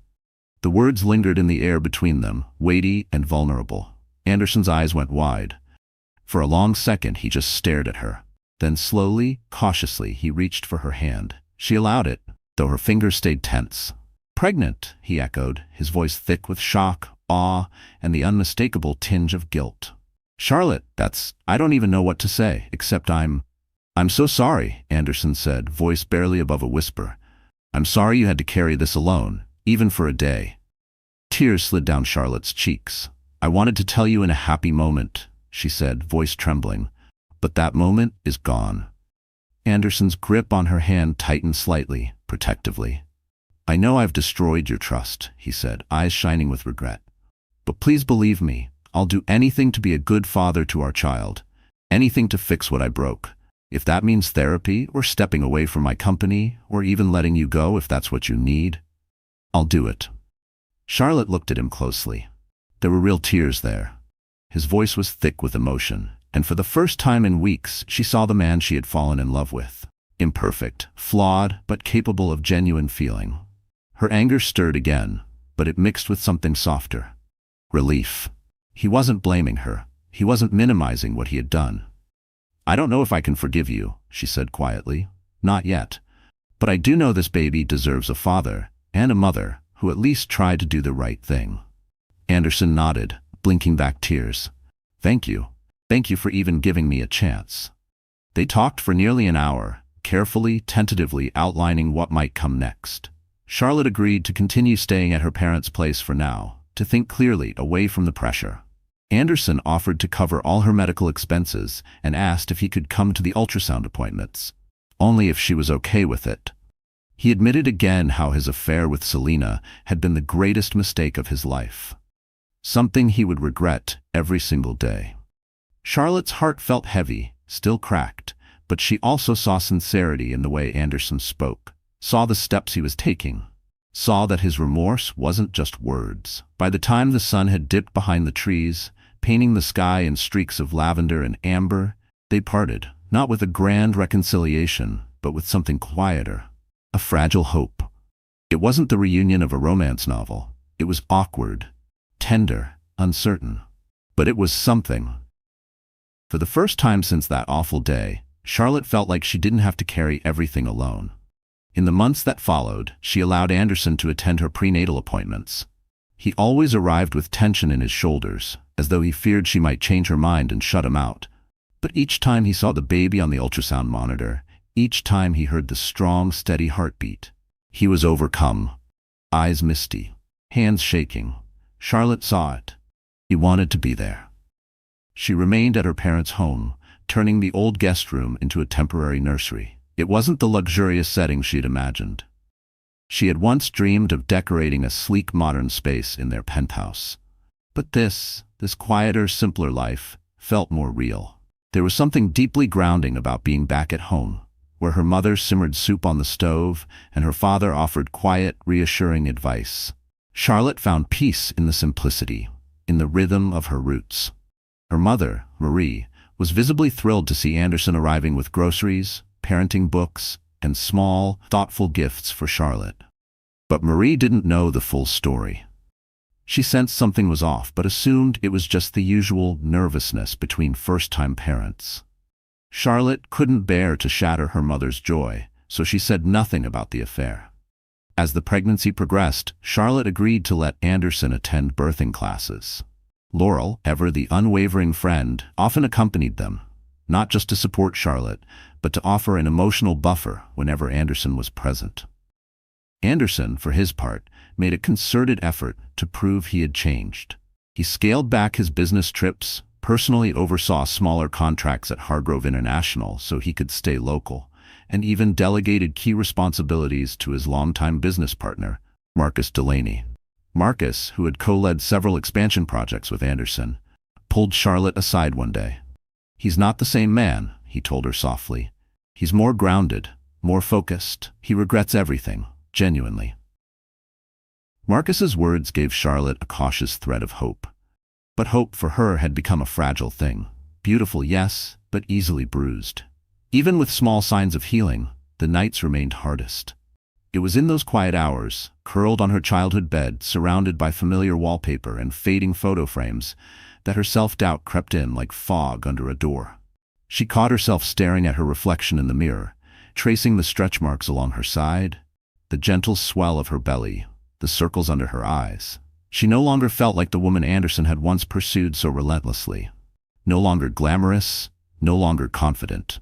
Alone in her childhood bedroom, Charlotte would rest a hand on her belly, feeling the flutter of tiny kicks, and wonder if her baby would grow up in a home split by lies. That thought haunted her night after night until sleep finally pulled her under. Just when Charlotte began to believe forgiveness might be possible, a storm of doubt returned. One morning, Laurel rushed into the family house, her face tight with worry. "Charlotte," she said breathlessly, "have you seen the tabloids today?" Charlotte's stomach dropped. "No." "Why?" Laurel handed over her phone. There on the screen, splashed across a local gossip blog, was a photograph of Anderson exiting a downtown restaurant, with an attractive woman beside him. The headline screamed, "Anderson Hargrove spotted with new flame." Charlotte's gut twisted. A surge of nausea and rage climbed her throat. Her hands trembled with the urge to hurl the phone across the room. Not again. She forced herself to read the article, slowly, carefully. It claimed that an anonymous source had spotted Anderson with the woman, allegedly kissing her, 2 nights ago. That same night, he had told Charlotte he was staying late to work on a proposal. The article rehashed old rumors about him and Selena, painting Anderson as a chronic cheater. Laurel's voice dropped. "I checked the timestamp. It matches. That night, he told you he had a meeting." Charlotte swallowed hard, her chest tightening. The sting of déjà vu hit her like a wave. Memories of walking in on him with Selena, of shattered trust, of the aching silence that followed. Could he really be making the same mistake again? Now, of all times, while she was carrying their child. Without hesitation, Charlotte dialed Anderson's number. He answered after a few rings, his voice steady. "Charlotte?" She didn't waste time. Her voice trembled slightly, but she forced herself to sound firm. "Is there something you want to tell me about 2 nights ago? Because the tabloids are filled with pictures of you. With another woman." She could hear him exhale hard. "Her name is Adriana King," he said quickly. "She's an investor from Los Angeles. We had dinner to discuss a potential deal. That's all it was." Charlotte's jaw clenched. "The article says you were kissing." His voice rose, frustrated. "I didn't kiss her. I wouldn't. Not now, not ever. Charlotte, I know I've given you every reason to doubt me, but I swear this was just business. When we left the restaurant, she hugged me goodbye. Maybe it looked too familiar in a still photo, but that's all it was." Charlotte's mind raced. A few months ago, she would have believed him without hesitation. But now? Now, there was always a shadow of doubt. She remembered how sincere he had seemed even while secretly seeing Selena. She pressed a hand against her belly, closing her eyes. "I don't know what to believe anymore, Anderson," she whispered. "But I can't live like this, constantly doubting you." Anderson's voice cracked. "I get it. Let me prove I'm telling the truth. I'll ask Adriana to talk to you if that helps. I'll do anything." Charlotte paused. The exhaustion in her chest was growing. Still, a small part of her wanted to believe this time might be different. "For the baby's sake," she said, voice low, "I hope you're telling the truth."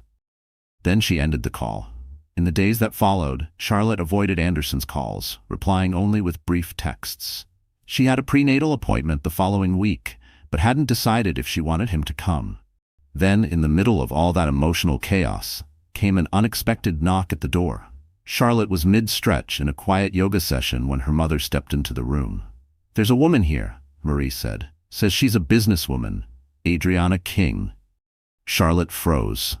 When she stepped into the hallway, she found Adriana waiting. The woman was striking, tall, sharply dressed, and carrying herself with an air of polished confidence. She introduced herself with poise, then got straight to the point. "I'm sorry to intrude, Miss Hargrove," she said. "But Anderson told me about the rumors. I wanted to address them myself." Charlotte blinked, startled by her presence. "Nothing inappropriate happened that evening," Adriana continued. "The paparazzi caught a misleading angle, and I refused to let my professional reputation be dragged into baseless gossip. I understand you may not trust me, but I couldn't just let this go unaddressed." Charlotte's face flushed. She wasn't sure how to react to Adriana's assertiveness, whether to admire her boldness or be taken aback by it. "You came all the way here just to say that?" Charlotte asked, keeping her voice carefully neutral. Adriana's expression softened slightly. "I flew in for other meetings anyway," Adriana said calmly. "But yes, I felt it was important to clear this up. Anderson told me he wants to rebuild your trust, and he thought maybe hearing from me directly would help." She held Charlotte's gaze with a composed, direct expression. "I'm not here to interfere in your marriage," she continued, "but I do want to protect the integrity of our business dealings. False rumors can derail more than reputations." Charlotte studied her, trying to read past the surface. But there was something steady and sincere in Adriana's tone, something honest in the way she carried herself. For the first time, Charlotte felt a flicker of calm. Could it be true? That Anderson had changed, and the tabloids were simply chasing drama? Tentatively, Charlotte said, "Thank you, I appreciate you coming here. It's complicated. Adriana nodded, her expression softening. I understand. My parents went through something similar when I was younger. I know how messy and painful this can be, but if you ever want clarification, I'm happy to talk again. And for what it's worth, Anderson talks about you and the baby often. He really seems to care. Charlotte blinked back tears, surprised by how moved she felt. After a short silence, Adriana offered a polite goodbye and left. Charlotte watched her go, torn between emotional fatigue and a quiet sense of relief. Maybe, just maybe, she had nearly let the past steal a second chance. Later that week, Charlotte finally agreed to see Anderson again, at her upcoming prenatal appointment. In the softly lit exam room, the technician guided them through the scan. Anderson held Charlotte's hand tightly, his gaze locked on the monitor, awe spreading across his face. The baby's tiny limbs moved slightly, and the rhythmic thump of the heartbeat filled the quiet room. When it was over, Anderson walked her to her car. The air was cold, and Charlotte had bundled up in a thick coat, her small bump hidden beneath layers. Anderson's eyes lingered on it, a quiet smile curving his lips. "Thank you for letting me come," he said gently. Charlotte looked up at him. His face was etched with regret, but also hope and fear. "I'm still hurt, Anderson," she admitted. "Some nights I see it all again, you and her, and it still cuts deep. But this baby deserves a father, and maybe there's still something between us worth holding on to." Anderson let out a breath of relief, nodding solemnly. "I'll prove it to you. Every day. I'll give you no reason to doubt me again." In the weeks that followed, they found a cautious rhythm. Charlotte let him help with preparing the nursery, choosing a gentle, neutral color for the walls, shopping for furniture, tossing around baby names. Some evenings, Anderson would join Charlotte and her mother for dinner. He helped Marie in the kitchen, offering quiet gestures of support. Anderson even began accompanying Charlotte's father on his daily walks around the neighborhood, quietly listening as the older man recounted childhood stories about Charlotte. Bit by bit, Charlotte began to see a real shift in Anderson. His once relentless obsession with corporate growth had softened. He redirected his energy towards smaller, community-focused projects, ones that kept him close to home. He even surprised Laurel by quietly donating to her nonprofit organization and showing up for a volunteer day, something that left her visibly stunned. Charlotte wasn't naive. She understood that trust wouldn't be rebuilt overnight. But as her belly rounded and the baby kicked more often, her guarded heart began to ease. There was a life growing inside her, one that deserved peace and stability. And maybe, just maybe, Anderson was becoming the man he had once promised to be. Yet with every moment of calm, Charlotte found herself stealing glances over her shoulder, waiting for the other shoe to drop. Healing was not linear. Some nights, she'd wake up drenched in sweat from dreams she couldn't shake, visions of Selena, of betrayal, of press scandals flashing across television screens. She wanted to believe in Anderson's transformation, but the ache of uncertainty still curled around her like smoke. But just as things began to settle, a new twist threatened that fragile peace. Late one evening, Charlotte's phone rang. She froze when she saw the name, Selena Vaughn. She hadn't heard from Selena since the day she showed up to apologize. Charlotte nearly let the call go to voicemail, but something told her to answer. Selena's voice was quiet, almost hoarse. "Charlotte, I'm in Chicago. I'm calling to warn you." Charlotte's stomach tightened. "Warn me about what?" "I overheard something at a hotel lounge. Some people were talking about trying to ruin Anderson. They're planning to spread rumors, cheating, financial misconduct, everything. I didn't catch every detail, but it sounded like someone from his own company is behind it." Charlotte's pulse raced. "Who?" There was a name mentioned. Carter. Someone Carter. They were talking about forging documents, creating fake reports, trying to exploit the tension in his personal life to get him removed as CEO. Charlotte's blood ran cold. Carter. The only Carter she knew connected to Anderson's business was Anthony Carter, a major investor, one who had a long, contentious history with Anderson. Could he really be behind something like this? Selena's voice trembled. "I know you have every reason not to trust me, but I couldn't keep this to myself. If you need me to come forward to testify, I will. I owe you that much." Charlotte gripped the phone tighter, her knuckles whitening. She hated that help might come from someone who once shattered her world, yet a strange wave of gratitude washed over her. In that moment, it wasn't about old wounds. It was about survival, about protecting what little they were rebuilding. Charlotte's thoughts raced. Her heart thudded in her chest. "Thank you," she said, barely above a whisper. Charlotte murmured something unintelligible, unsure what else to say. When the call ended, she stood there frozen. Was Anderson on the verge of losing everything, just as he was trying to piece his life back together with her? She immediately dialed his number, heart pounding.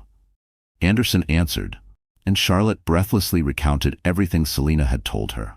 Instead of brushing it off, Anderson went quiet for a beat. Then she heard him say, "I believe it. Anthony Carter's been pressuring me about a series of risky expansions I refused to greenlight. He wants me out. I knew he could be manipulative, but this is next-level betrayal." Charlotte's hands shook. "What do we do?" Anderson's voice was calm but steady. "I'll handle it. I'm pulling my legal team together tonight. If Carter wants a war, he'll get one. But I won't let this take us down. Not again." In the storm that followed, Charlotte and Anderson found themselves unexpectedly united. As rumors of Anderson's supposed mismanagement began circulating in industry circles, the Hargroves stood side by side. Charlotte, who had once considered walking away for good, chose to believe in Anderson's sincerity and defend his name. Together, they gathered evidence: email threads, internal memos, eyewitness accounts, and legal records to expose Anthony Carter's smear campaign. Marcus Delaney played a pivotal role in helping the board see through the lies. Laurel tapped into her nonprofit's network to connect them with advisors experienced in corporate sabotage. Amid the chaos, Charlotte saw something in Anderson she hadn't seen in a long time: unwavering integrity. He refused to stoop to dirty tactics. Instead, he insisted on due process, allowing the truth to come to light through legitimate channels. In that conviction, Charlotte saw the man she had fallen in love with, the man who once built his company from the ground up through hard work and integrity. They spent long nights reviewing documents, drafting affidavits, and meeting with lawyers. Often, Charlotte would fall asleep on the living room couch at her parents' home, only to wake up with a blanket gently placed over her, and Anderson quietly working beside her. The baby's approaching arrival offered a beacon in the storm, a reminder of what truly mattered. Eventually, Anderson's legal team uncovered the smoking gun: falsified documents, doctored spreadsheets, and damning text messages outlining Carter's plan to destroy Anderson's credibility, both professionally and personally. Faced with criminal charges and public disgrace, Carter resigned from Hargrove International and disappeared from the spotlight. The scandal had nearly unraveled everything, but in a strange, unexpected way, it had also brought Charlotte and Anderson closer. Their shared efforts to defend Anderson's reputation and secure the company's future reignited the bond they had nearly lost. Late nights, once filled with accusations and silence, were now spent strategizing with attorneys, supporting each other like true partners. Even Laurel, initially wary of Anderson's redemption, was quietly impressed. She saw how he held firm in the face of pressure, refusing shortcuts, never speaking ill of Carter, and always taking responsibility. Charlotte, though not fully healed, couldn't ignore the changes. Anderson stood differently now: less ego, more humility; less reaction, more resolve. She still carried wounds, but now they were mixed with something else: hope. Watching Anderson meticulously gather evidence against Carter, consult with Marcus Delaney, and consistently keep Charlotte informed throughout the ordeal, she began to see again the determined, unwavering version of Anderson that had once inspired her complete trust. Yet even as the corporate threat began to unravel, another profound challenge loomed on the horizon: the imminent arrival of their baby. Charlotte's pregnancy was in its final stages, and with each passing day came a cocktail of anticipation, anxiety, and quiet fear. She knew the emotional scars she carried might reopen under the strain of labor or moments of stress. She prepared herself diligently, reading everything she could about childbirth and newborn care. To her surprise, Anderson did the same. They exchanged name ideas late into the night, took careful notes in birthing classes, and had heartfelt discussions about the kind of parents they hoped to be: calm, present, and resilient, determined not to let the past dictate their child's future. On a crisp spring morning, soft sunlight filtered through the pale curtains of the guest room in her parents' home. Charlotte woke with a persistent ache in her lower back, something deeper, different from the usual discomfort of late pregnancy. By mid-morning, the twinges had sharpened into a consistent rhythm. Marie hovered near her daughter anxiously, insisting she call Anderson right away. When Charlotte finally did, Anderson answered on the second ring. His voice was composed, but layered with anticipation and urgency.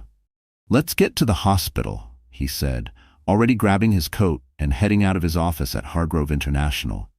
Charlotte's father, still recovering from his stroke, insisted on coming along. He reminded them that if he had managed to walk her down the aisle, he wouldn't miss this milestone either. Marie helped him into a wheelchair, and with Laurel behind the wheel of Charlotte's car, they raced through the streets of Boston toward the hospital. The maternity ward was a blur of nurses, polished linoleum, and soft beeping monitors. A kind nurse led Charlotte and Anderson to a private birthing suite outfitted with every medical device imaginable. Marie and Laurel waited just outside as Anderson remained rooted by Charlotte's side, his hand clasping hers as she breathed through the early contractions. Despite everything they had endured, a quiet tenderness passed between them, a silent pact that, whatever came next, they would face it together. As the hours stretched and the pain intensified, Charlotte's strength began to wane. Tears prickled her eyes, drawn not only by the physical toll, but by the sheer emotional gravity of it all. She was about to bring new life into a world where she and Anderson had once almost lost each other. Whenever her strength waned, Anderson leaned close, whispering soft words of encouragement, gently dabbing her forehead with cool cloths, reminding her of the precious child waiting to meet them. Even Marie, normally a steady presence, showed signs of strain. She paced the corridor, glancing anxiously toward the delivery room. Occasionally, Laurel would peek in and offer a quiet update before carefully closing the door again so Charlotte could focus. Near midnight, a nurse announced Charlotte was fully dilated. Suddenly, the room swelled with activity. Nurses and doctors moved quickly, adjusting equipment, preparing the bed, checking monitors. In that breathless space between fear and expectation, Charlotte's entire body trembled as she followed the doctor's cues, pushing with each contraction while the staff counted out loud. Anderson held her, bracing her shoulders, whispering constantly in her ear, telling her how incredible she was, how close they were. The nurse shouted encouragement over the sound of Charlotte's labored breathing. And then, after what felt like a lifetime, a sharp cry rang out. The doctor lifted a tiny wriggling baby and placed her on Charlotte's chest. Warm tears spilled down Charlotte's cheeks as she gazed at her daughter's red, crying face. She caught a glimpse of Anderson beside her, tears streaming freely, mouth slightly open in awe. "She's here," he whispered, voice breaking with emotion. "Avery Grace." Charlotte's heart swelled, so full it nearly ached. She let the baby's delicate fingers curl around hers, breath hitching at the raw miracle of it all. This moment, messy, overwhelming, and unspeakably beautiful, was the culmination of everything. The pain, the healing, the fragile hope they'd rebuilt. Once Avery was gently cleaned, measured, and wrapped in a soft blanket, Anderson held her for the first time. The way he cradled their daughter, eyes wide with wonder, but carrying the same fierce determination he'd shown while fighting for his family's name, moved Charlotte beyond words. Their eyes met across the room, and in that glance, a quiet understanding passed between them. This child, this new chapter, was the true promise they were meant to fulfill all along. When Marie and Charlotte's father finally entered the room, there wasn't a dry eye in sight. Even Laurel, usually the most composed of them all, blinked quickly and wiped at her eyes as she leaned over to marvel at the baby. Charlotte's father, seated in his wheelchair, extended a trembling hand to stroke Avery's downy hair, while Marie beamed with pride, her smile lighting the entire room. "You did it," she whispered, kissing Charlotte's forehead. "She's perfect." Charlotte felt depleted in every limb, but more complete than she had ever been. Not even the memory of betrayal, not the swirling rumors or painful past could dim the brilliance of this new life. Later, when the nurses settled her into recovery, Charlotte drifted between exhaustion and bliss. She glanced at Anderson, who hadn't budged, even when the nurses gently urged him to rest. He sat beside her, eyes locked on Avery, captivated by every little sound and movement. The same man who had once reached the pinnacle of success and nearly lost everything through a careless mistake now looked like someone forever changed, humbled by the most precious gift he'd ever received. As the hospital settled into nighttime silence, Anderson leaned close, resting one hand atop the soft swaddle that enveloped their daughter. His voice barely rose above a whisper. "I promise you," he said, choked with emotion, "I'll spend every day proving that you and our daughter are my entire world." Charlotte's eyes fluttered open to meet his. For a flicker of a second, the memory of Selena, of the betrayal in that living room, hovered in the back of her mind. But in this quiet space, surrounded by warmth and love, another memory took its place. A memory not of pain, but of forgiveness earned, not simply given. She reached out and touched Anderson's face gently. "I believe you," she said, and those 3 words carried a weight Charlotte had once been too afraid to offer. And with that quiet affirmation, they stepped into the next chapter of their lives, committed to honoring the fragile miracle in their arms, the child who had already taught them more about love and redemption than any crisis they had endured. Life didn't magically become perfect after Avery's birth. Trust wasn't restored overnight. Charlotte still had moments where past wounds crept back in, and Anderson carried his own shame, the guilt that surfaced whenever he caught a fleeting look of sadness in Charlotte's eyes. But together, they committed to the work. They started couples therapy, where Charlotte finally voiced the hurt she had bottled up since discovering Anderson's betrayal. And he listened, without excuses, without defensiveness. He owned his actions and allowed her to grieve, and slowly the real healing began. Hargrove International weathered the fallout and emerged stronger. Anderson restructured the leadership hierarchy, ensuring no single individual could amass unchecked power again. He also turned to Charlotte for guidance on the company's philanthropic efforts, drawing on her empathy and vision to shape its future. Eventually, they moved back into the penthouse. But only after Charlotte decided she was ready, when the place no longer echoed with pain, but with potential. Some nights, after Avery had drifted off in her nursery, Charlotte and Anderson would sit together on the balcony sipping tea, gazing over the glittering Boston skyline.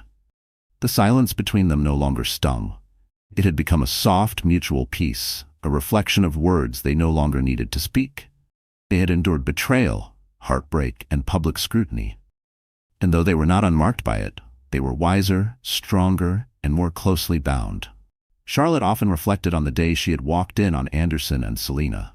The way her voice failed her, not from weakness, but from shock so deep it silenced everything. But now, she realized that silence had also been strength. A quiet grace that allowed her to pause, to wait for the whole truth before making a choice. That same resilience was what carried them to this new place, where honesty ran deeper, where forgiveness was earned and not assumed. Their story continued, not as a fairy tale, but as a woven tapestry of pain, hope, and deliberate healing, for the sake of a child and the hope of a better tomorrow. He was poised to double it yet again. Anderson now resided in the prestigious Boston neighborhood of Beacon Hill, where cobblestone streets and historic mansions painted a picture of timeless elegance. His name was spoken in hushed tones by neighbors, a blend of envy and admiration. He had it all, or so it seemed. But in the quiet, dim corners of his life, dissatisfaction brewed like a summer storm. Anderson craved excitement, an addiction to adrenaline and the rush of conquering whatever was placed in his path. His wife, Charlotte Hargrove, was the very image of elegance and quiet strength. Once a passionate writer, she had set aside her dreams for the role of corporate wife, supporting her husband at fundraisers, black tie events, and boardroom galas. Though she harbored her own quiet yearnings, Charlotte clung fiercely to love and loyalty. Now, 9 months pregnant with their first child, her round belly symbolized a dream long awaited. Yet, the soft glow that once lit her features had faded in recent weeks, replaced by the deep furrows of worry born from suspicion and solitude. There was an unspoken tension inside their Beacon Hill home. Lately, Anderson had been distant, his time swallowed up by late nights in his home office or back-to-back business dinners. Charlotte couldn't help but wonder. Had she done something wrong? Was her pregnancy overwhelming him? Or worse, was someone else now holding space in his heart? The silence in their shared spaces became deafening. Every unanswered text, every dinner eaten alone, left Charlotte feeling more like an ornament than a partner. She would catch herself staring out the window for hours, hoping to hear the sound of his key turning in the door, her mind cycling through memories of a time when his gaze lit up at the sight of her. She tried to dismiss the thought, but a woman's intuition is rarely wrong. Then came the clue she couldn't ignore. One evening, while rifling through Anderson's coat for her spare car keys, Charlotte found a receipt from an upscale jeweler tucked into his inner pocket. The purchase, a diamond-studded bracelet. Inscribed on it, "To my shining star." Charlotte's name held no H, and although the initials matched her husband's, the inscription seemed too personal, too intimate. Her stomach twisted with unease. She tried to rationalize, perhaps a gift for a business partner or a donation token for an upcoming gala. But doubt had already begun to spread its roots. That night, as she lay in bed beside an empty pillow, Charlotte cradled her belly and whispered to the child growing within her, trying to find comfort in the heartbeat of someone who hadn't yet betrayed her. The tears that silently streamed down her cheeks weren't just from betrayal, they were from loneliness. In the following days, Charlotte's awareness sharpened. She saw Anderson's phone flash with messages from someone labeled simply AP. She heard his tone shift whenever he answered calls late at night. The emotional gap between them widened until it felt like an unbridgeable chasm. Still, she clung to hope. She told herself that once their child arrived, everything would realign. But Charlotte didn't know how close her carefully constructed reality was to unraveling. The quiet foundation of her marriage stood on the edge of collapse. Anderson's secret had a name: Aurora Preston. She was fire to Charlotte's calm, sharp-witted, magnetic, and unapologetically captivating. With chestnut hair and sapphire eyes, Aurora exuded a confidence that made it easy to understand why Anderson had strayed. They had met 6 months earlier at a gala benefiting the Boston Fine Arts Collective. Anderson had attended out of obligation more than interest, but when he caught sight of Aurora across the ballroom, laughing easily, dressed in a sleek onyx gown, something inside him stirred. Their introduction was innocent. Aurora had complimented him on his contributions to the city's youth art initiatives. A drink turned into 2, then into weekly meetups at a discreet downtown lounge, hidden from Beacon Hill's judging eyes. They told themselves it was harmless. But soon, boundaries faded. What started as flirtation turned into familiarity, into promises. Aurora wasn't some naive dreamer chasing a wealthy man. She had built her own career, curating modern exhibits and hosting panels across the country. She had choices. Yet something about Anderson captivated her. Maybe it was the melancholy just as beneath his smooth facade, or the feeling that she could be the spark missing from his highly controlled world. He whispered about Paris, about lakefront retreats and gallery tours in Italy. He promised her a life filled with possibility and passion. Aurora wanted to believe him. But the ring he sometimes forgot to remove told another story. She asked about Charlotte once, and Anderson's response was always the same, dismissive, vague. "She doesn't understand me anymore. It's complicated. She doesn't understand me like you do. We're practically living separate lives now," Anderson told Aurora, his tone heavy with conviction. He spoke of divorce as if it were a foregone conclusion, painting a bleak picture of a marriage that existed only on paper, more of a partnership than a love story. There were stolen weekends on the Maine coast, secret lunches tucked away in Cambridge bistros, and whispered midnight calls laced with longing. It was easy for Aurora to lose herself in the illusion. She needed the rush just as much, thriving on the secrecy, the electricity. But beneath that craving lived a softer hope. She longed to be more than a hidden lover. She believed Anderson when he said it would soon be just them. No more lies. As Charlotte's pregnancy neared its final weeks, the pressure around Anderson grew like a tightening noose. He was edgy, constantly checking his phone, eyes darting with a kind of hunted alertness. Aurora noticed the tension in his voice, the weight behind his silences. A storm was coming. She could feel it. But she clung to the dream he had spun so confidently. This was Anderson Hargrove, the charismatic mogul who had never failed at anything. If anyone could deliver the impossible, surely it was him. What Aurora didn't know was that Anderson was balancing on a knife's edge, and one misstep could send everything into chaos. Back at the Hargrove brownstone, the air thickened with apprehension. Charlotte's due date loomed, and with it came waves of emotional uncertainty. She was haunted by a gnawing fear about becoming a mother, fear about her distant husband, and worst of all, fear that there was a truth she couldn't bear to confront. One evening over dinner, she tried to reach him. Her voice was soft, her demeanor tentative, but her eyes searched his face with quiet desperation.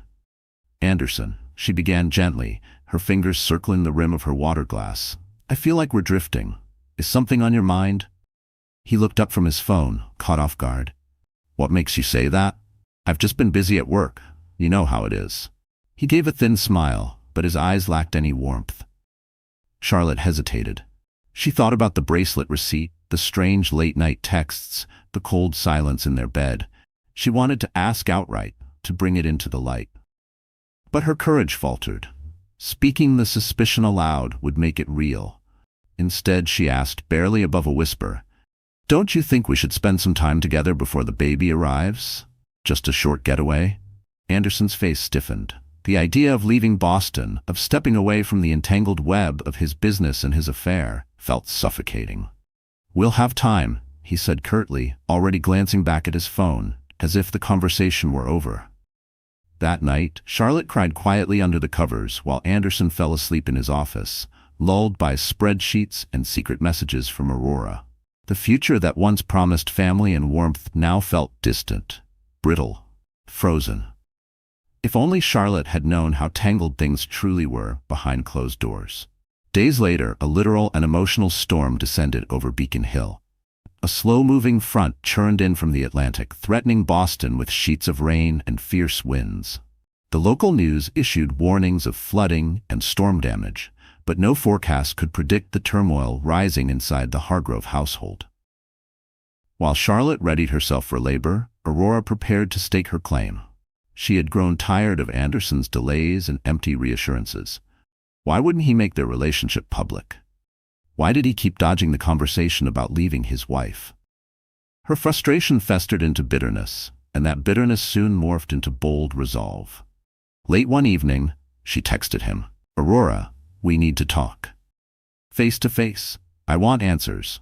But answers were the last thing Anderson was ready to give. His business was hanging in a delicate balance. He was on the cusp of securing a development project near Charleston that would net him millions. He couldn't afford distraction or scandal. He replied with a terse message, "Anderson, soon, my star, I promise.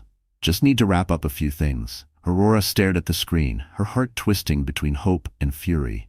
Was she just another dalliance? A secret he never intended to bring into the light? The urge to make herself seen, to show up unannounced at the Hargrove brownstone or at Anderson's firm, burned within her. But fear of losing him kept her in check, for now. Back at the brownstone, Charlotte moved through her days in solitude. She filled the hours prepping the nursery.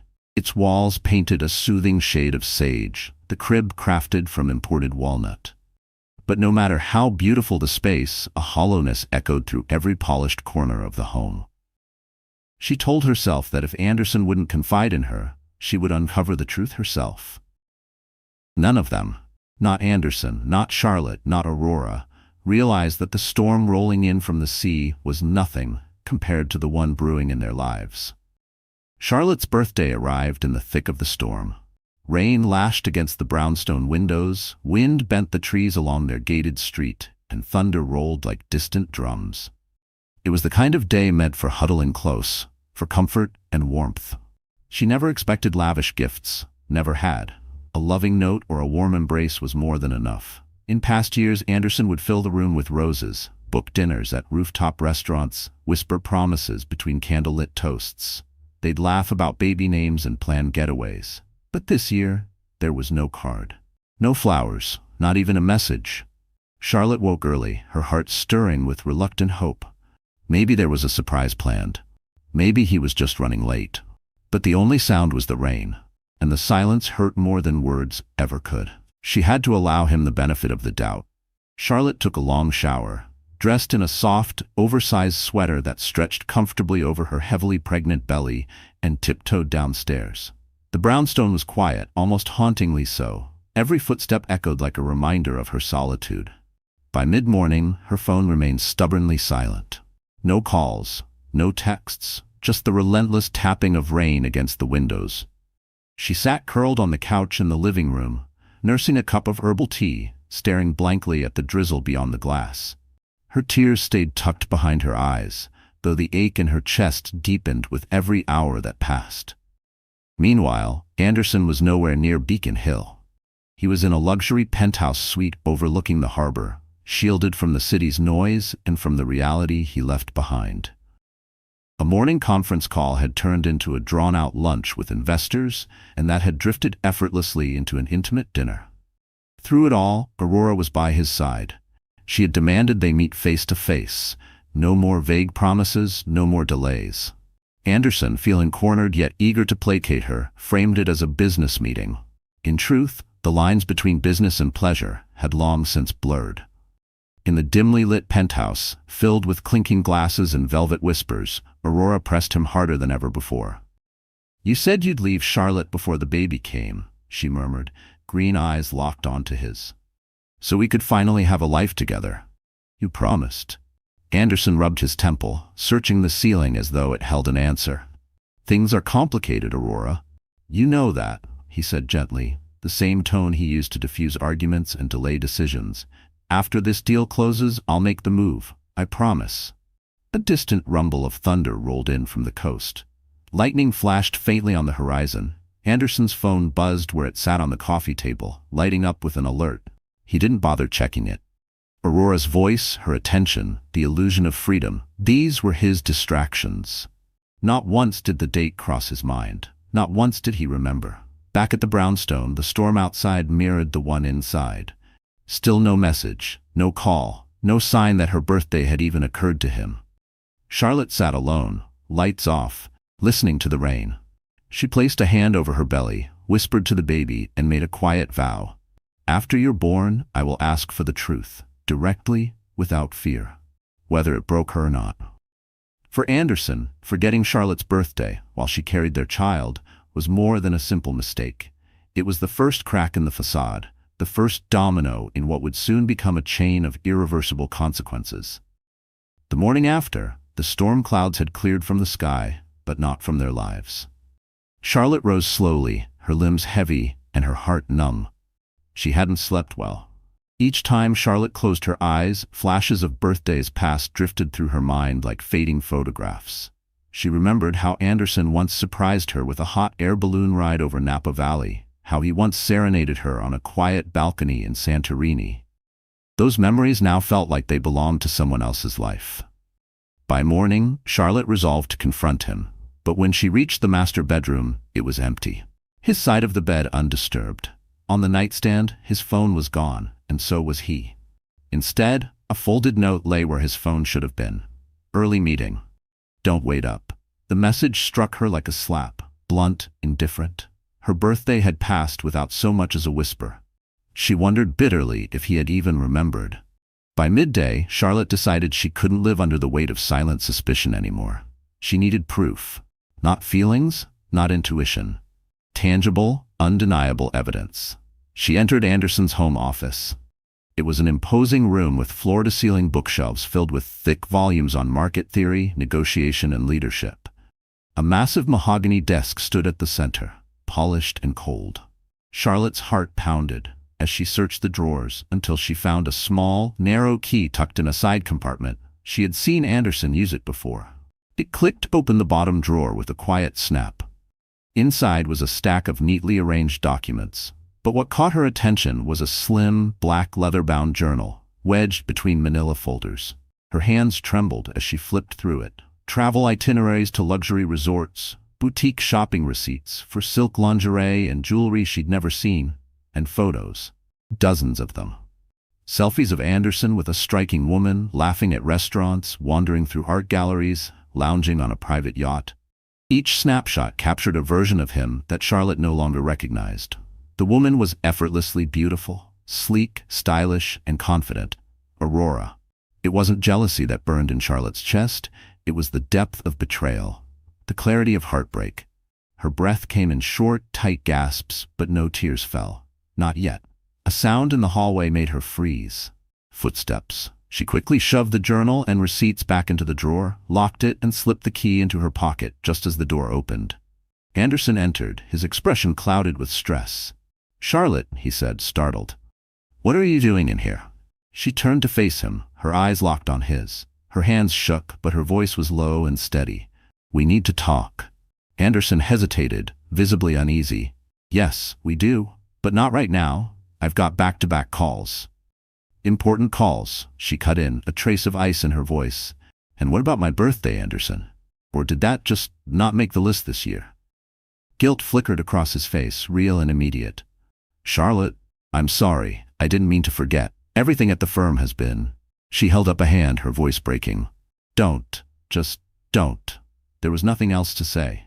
"We'll talk tonight." And with that, she brushed past him, her heart bruised, but her resolve intact, now armed with the truth he had tried so hard to bury. What neither of them could have predicted was just how volatile that evening's conversation would be, and how its aftershocks would ripple far beyond the walls of their estate. Night fell over Crestwood Ridge with a strange weight, the kind that hinted at incoming storms, even if the skies were clear. Charlotte spent the entire day locked in a relentless mental tug-of-war. Her heart ached for the marriage she had once believed unshakable, yet her mind screamed for answers. Real answers, no matter how much they might hurt.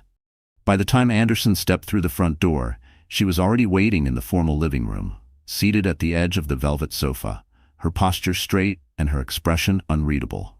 A single floor lamp bathed the room in warm amber, casting long shadows across the hardwood floors.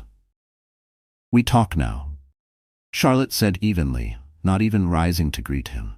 Anderson sighed heavily as he set his briefcase down and loosened his silk tie. His gaze darted briefly around the room, looking anywhere but at her. But there was no escape. Not tonight. Charlotte stood, walked to the mahogany coffee table, and laid out the documents she had retrieved earlier from his locked drawer. The glossy photographs, the receipts, the handwritten notes in the black leather-bound journal. They were spread across the surface like legal evidence waiting to be submitted for trial. "Do you want to explain these?" she asked, her voice heartbreakingly calm. Anderson's face paled. He stared at the damning images. Him and Aurora at art galleries, upscale restaurants, intimate getaways. He opened his mouth, but no lie could cover this. Not anymore. "Her name is Aurora Pierce," he admitted, voice rough. "We met a few months ago. It wasn't meant to go this far." Charlotte's eyes welled with tears, though she held herself rigidly still. "But it did," she said, trembling, "and you made that choice, over me, over us, over your pregnant wife." Anderson began to pace, dragging a hand through his thick, dark hair. "Charlotte, I'm sorry. I swear I didn't plan it. I felt like something in my life was off. Everything was spiraling." "Missing something?" she repeated, a bitter laugh catching in her throat. "We built a life together, Anderson. I'm carrying your child, and you were missing something." He didn't answer. What could he possibly say that wouldn't make it worse? Silence filled the space between them, dense and suffocating, until finally Charlotte stepped forward. "You need to make a decision." "Tut," she said softly but firmly. "I'm not going to live in a three-person marriage. If you want to be here, truly be here. If you want to be a father and a husband, then you need to cut her out of your life. Entirely." Anderson stared at the floor, the weight of his choices finally pressing down like a vice. He thought of Aurora's piercing green eyes, her effervescent laugh, the sense of reckless liberation she stirred within him. But then he thought of Charlotte. Her quiet strength, her unwavering devotion, and the unborn child she carried, his child. The choice should have been devastating. Yet, in truth, it was clear. Family or fantasy? "I need time," he finally whispered, unable to meet her eyes. "You have until tomorrow," Charlotte replied, not unkindly. "Otherwise, I'll do what I have to, for me and this baby." Anderson nodded, her words cutting deeper than any blade. As he turned toward the staircase, each step toward their bedroom felt heavier, as if weighed by the future he had yet to shape. But fate had plans of its own, far more dramatic than either of them could have predicted. Aurora Pierce had reached her limit. The previous evening had ended in a flurry of tense messages. Anderson's vague promises did little to temper her growing fear. A gnawing question clung to her thoughts. What if he never intended to leave Charlotte? What if every whispered vow was just a tactic to keep her tethered while he lived a lie? In a haze of impulsive defiance, Aurora made her move. Wrapped in a tailored navy trench coat, she stepped into the wet morning air and flagged down a cab. The ride to Crestwood Ridge seemed endless, each mile a slow march toward confrontation. She ignored the string of missed calls from Anderson. Let him worry, she thought. Arriving at the Van Duran estate, she stepped onto the gravel driveway, the crunch beneath her heels sharp and final. The mansion rose before her, imposing and serene, a fortress of wealth and secrets. If Anderson truly meant the things he'd said, this would be the moment to prove it. She approached the front door with resolve and rang the bell, her spine straight, her mind steeled. It was Charlotte who answered. The two women stared at each other, Charlotte visibly pregnant and taken aback, Aurora a vision of poised determination. Charlotte's breath hitched. Recognition struck her like lightning. This was the woman from the photographs. Aurora Pierce, the woman said, voice cool, managing a brief, stiff smile. I'm here to see Anderson. Charlotte inhaled, trembling but composed. He's not home, she replied, blocking the doorway. Then I'll wait, Aurora said simply, stepping forward with bold resolve. The air in the foyer grew thick. Charlotte clenched her fists at her sides. You have no right to be here, she said sharply. You've already done enough damage. Aurora's emerald eyes lit with fury. Listen, Charlotte. I know this is painful, Aurora said, her tone like stone, but I'm not the only one responsible. Anderson led me on. He promised me. Charlotte's voice cracked through the hallway, trembling with fury and sorrow. Promised you what? A future? A life together? And what about my future? Our child's future? In that moment, the gravity of their entangled lives became heartbreakingly clear. One man's deception had set them both adrift. The confrontation spiraled into a storm of raised voices, bitter accusations, and unbearable truths. And then, Aurora gave a chilling ultimatum. If Anderson doesn't choose me, I'll make sure everyone knows who he really is. Before Charlotte could respond, headlights cut through the darkness outside. Anderson's car pulled into the driveway. He stepped out and froze. There, standing mere feet apart, were the two women whose lives he had unraveled, his wife and his mistress.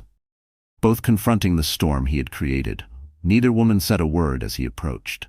The wind whipped through the trees, thunder rumbled faintly in the distance, and the sky over Crestwood Ridge turned a stormy gray. Anderson hurried up the steps, pulse racing. From the moment he saw Aurora's coat and Charlotte's clenched posture, he knew. This was the reckoning. Aurora, he said breathlessly. Her green eyes darted to Charlotte's swollen belly, then back to him. We need to talk. Inside, Charlotte added, her voice a blade of ice. With dread knotting in his chest, Anderson led them into the grand living room, a place meant for cocktail parties and holiday cheer, now converted into a battleground. They stood in a tense triangle, Charlotte near the baby grand piano, Aurora by the marble fireplace, and Anderson caught between two lives, two futures, two versions of himself. He turned to Aurora first. What are you doing here? You can't just... Don't you dare scold me, she snapped, lifting a hand. You've been dodging me for days. You said we had a future. I deserve answers. Charlotte's voice sliced through next. So it's true. Her eyes burned. She's here in our home, demanding what you told her in secret. Did you even once think about what this would do to your child? Anderson's gaze bounced between them, panicked. Charlotte, Aurora, this got out of hand. I never meant for it to... Stop it. Aurora cut in, fury sharpening her every word. You chose this. You're not some passive victim. You built this lie. You promised me a fresh start, Aurora said, her voice brittle with disbelief. And now you're looking at me like I'm a stranger. Silence crushed the air in the room. Charlotte's breath came in uneven gasps, anxiety pressing against her ribs like a vice. She spoke slowly, each word measured, heavy with the weight of finality. You told me last night you needed time, she said, eyes locked on Anderson's. Well, time's up. Choose now. Tell her to leave, cut ties for good, or we're done. The ultimatum dropped like a blade between them, sharp and irreversible. Anderson turned to Aurora, whose expression was defiant, but her green eyes shimmered with something raw, hurt, disbelief. She blinked rapidly, as if willing her emotions into submission, but her trembling lips betrayed the storm surging inside. The betrayal was setting in, not just of their affair, but of everything she had told herself it meant. Then he looked at Charlotte. Her eyes were dark, stormy with betrayal. One hand rested protectively on her pregnant belly. Anderson's breath hitched. That image, his wife with the life they created, stood in stark contrast to the chaos he had fueled. A war of memories clashed in his mind. Charlotte's laugh when they found out she was pregnant, Aurora's whispered dreams of Paris. He had hurt them both. In a rush, images stormed his mind. Vows exchanged under golden light, nights of whispered promises to Aurora, the unborn child growing inside Charlotte, the consequences of his choices stacked like dominoes, ready to fall. His throat felt like sand. He began, hesitating, swallowing the dread. I choose Charlotte. The words were final. This is my family. I can't abandon my wife and our baby. Aurora staggered back as if struck. You're making a mistake, she said, voice quivering. You told me you were unhappy, that you wanted out. Anderson closed his eyes. Maybe I said things in the heat of the moment, but it's over. We're done.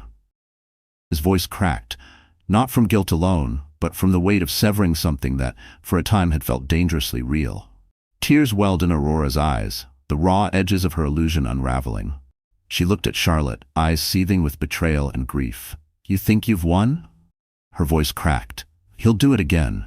Men like Anderson never change. With that, she turned and stormed out. The door slammed shut, but the sound didn't bring relief. Charlotte stood still, an unsettling dread tightening around her heart. Aurora's parting words echoed like a curse, lingering in the air. She exhaled shakily, her hand unconsciously tightening around her belly, as if shielding the baby from the toxin of what had just transpired.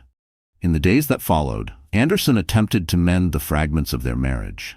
He accompanied Charlotte to her prenatal appointments, offered gentle touches, whispered apologies, but the chasm between them had deepened. Though she let him back into her space, he could feel the distance in every silent glance and stiff embrace. The staff tried to maintain order, but whispers abounded.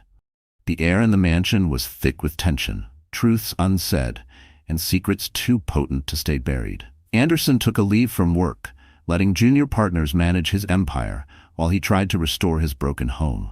But Charlotte's suspicion shadowed his every move. A text message, no matter how innocent, would cause her to stiffen, her face haunted by memories of betrayal. Desperate, Anderson blocked Aurora's number, deleted every trace of her from his phone, buried the photographs and notes. But forgetting proved far harder than erasing. In moments of solitude, he still caught himself glancing at the door, half expecting her to walk in again, defiant and wild-eyed. Across town in her condo, Aurora stewed in silence. Anger curled around her like smoke. She replayed every moment, every lie, every promise. Had it all been a game, or had Charlotte's pregnancy boxed Anderson into a decision he didn't truly want? She didn't know, but she refused to believe this was the end. Men like Anderson rarely stayed loyal forever, and women like Aurora, they never forgot. All Aurora needed was a moment, a single mistake, to wedge herself back into Anderson's life, or at the very least, exact revenge for the heartbreak he had caused. On a sleepless night, she scrolled through her phone, pausing at a saved voicemail from Anderson left weeks ago. His voice, smooth and seductive, poured through the speaker. You're my shining star, Aurora. I can't wait to build the life we've been dreaming about. She played it over and over again, searingly, tears of rage burning her eyes. Finally, with trembling fingers, she forwarded the voicemail to Charlotte's email, easily found through the Van Duran Foundation's public directory. No note, no explanation, just the audio proof of Anderson's betrayal, raw and damning. Let Charlotte interpret it however she pleased. The next morning, Charlotte opened her inbox groggily and nearly dropped the phone. There it was. The message. The voice. Anderson's voice. The very tone he used to once lull her to sleep, now directed at another woman. Sweet, intimate, devastating. She listened in full, then again, her heart pounding in her chest like a war drum. Anger flared inside her like a firestorm. Anderson still lay sleeping beside her, utterly unaware of the detonation awaiting him.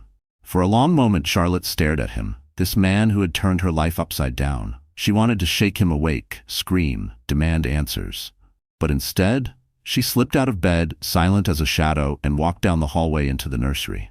The pastel green walls, the soft mobile twirling above the crib, they reminded her of what truly mattered now. Their child. The future. Not the lies. Sinking into the rocking chair, phone still in hand, Charlotte exhaled long and slow. She was tired, bone-tired, tired of the guessing games, of pretending, of not knowing the full truth. No more.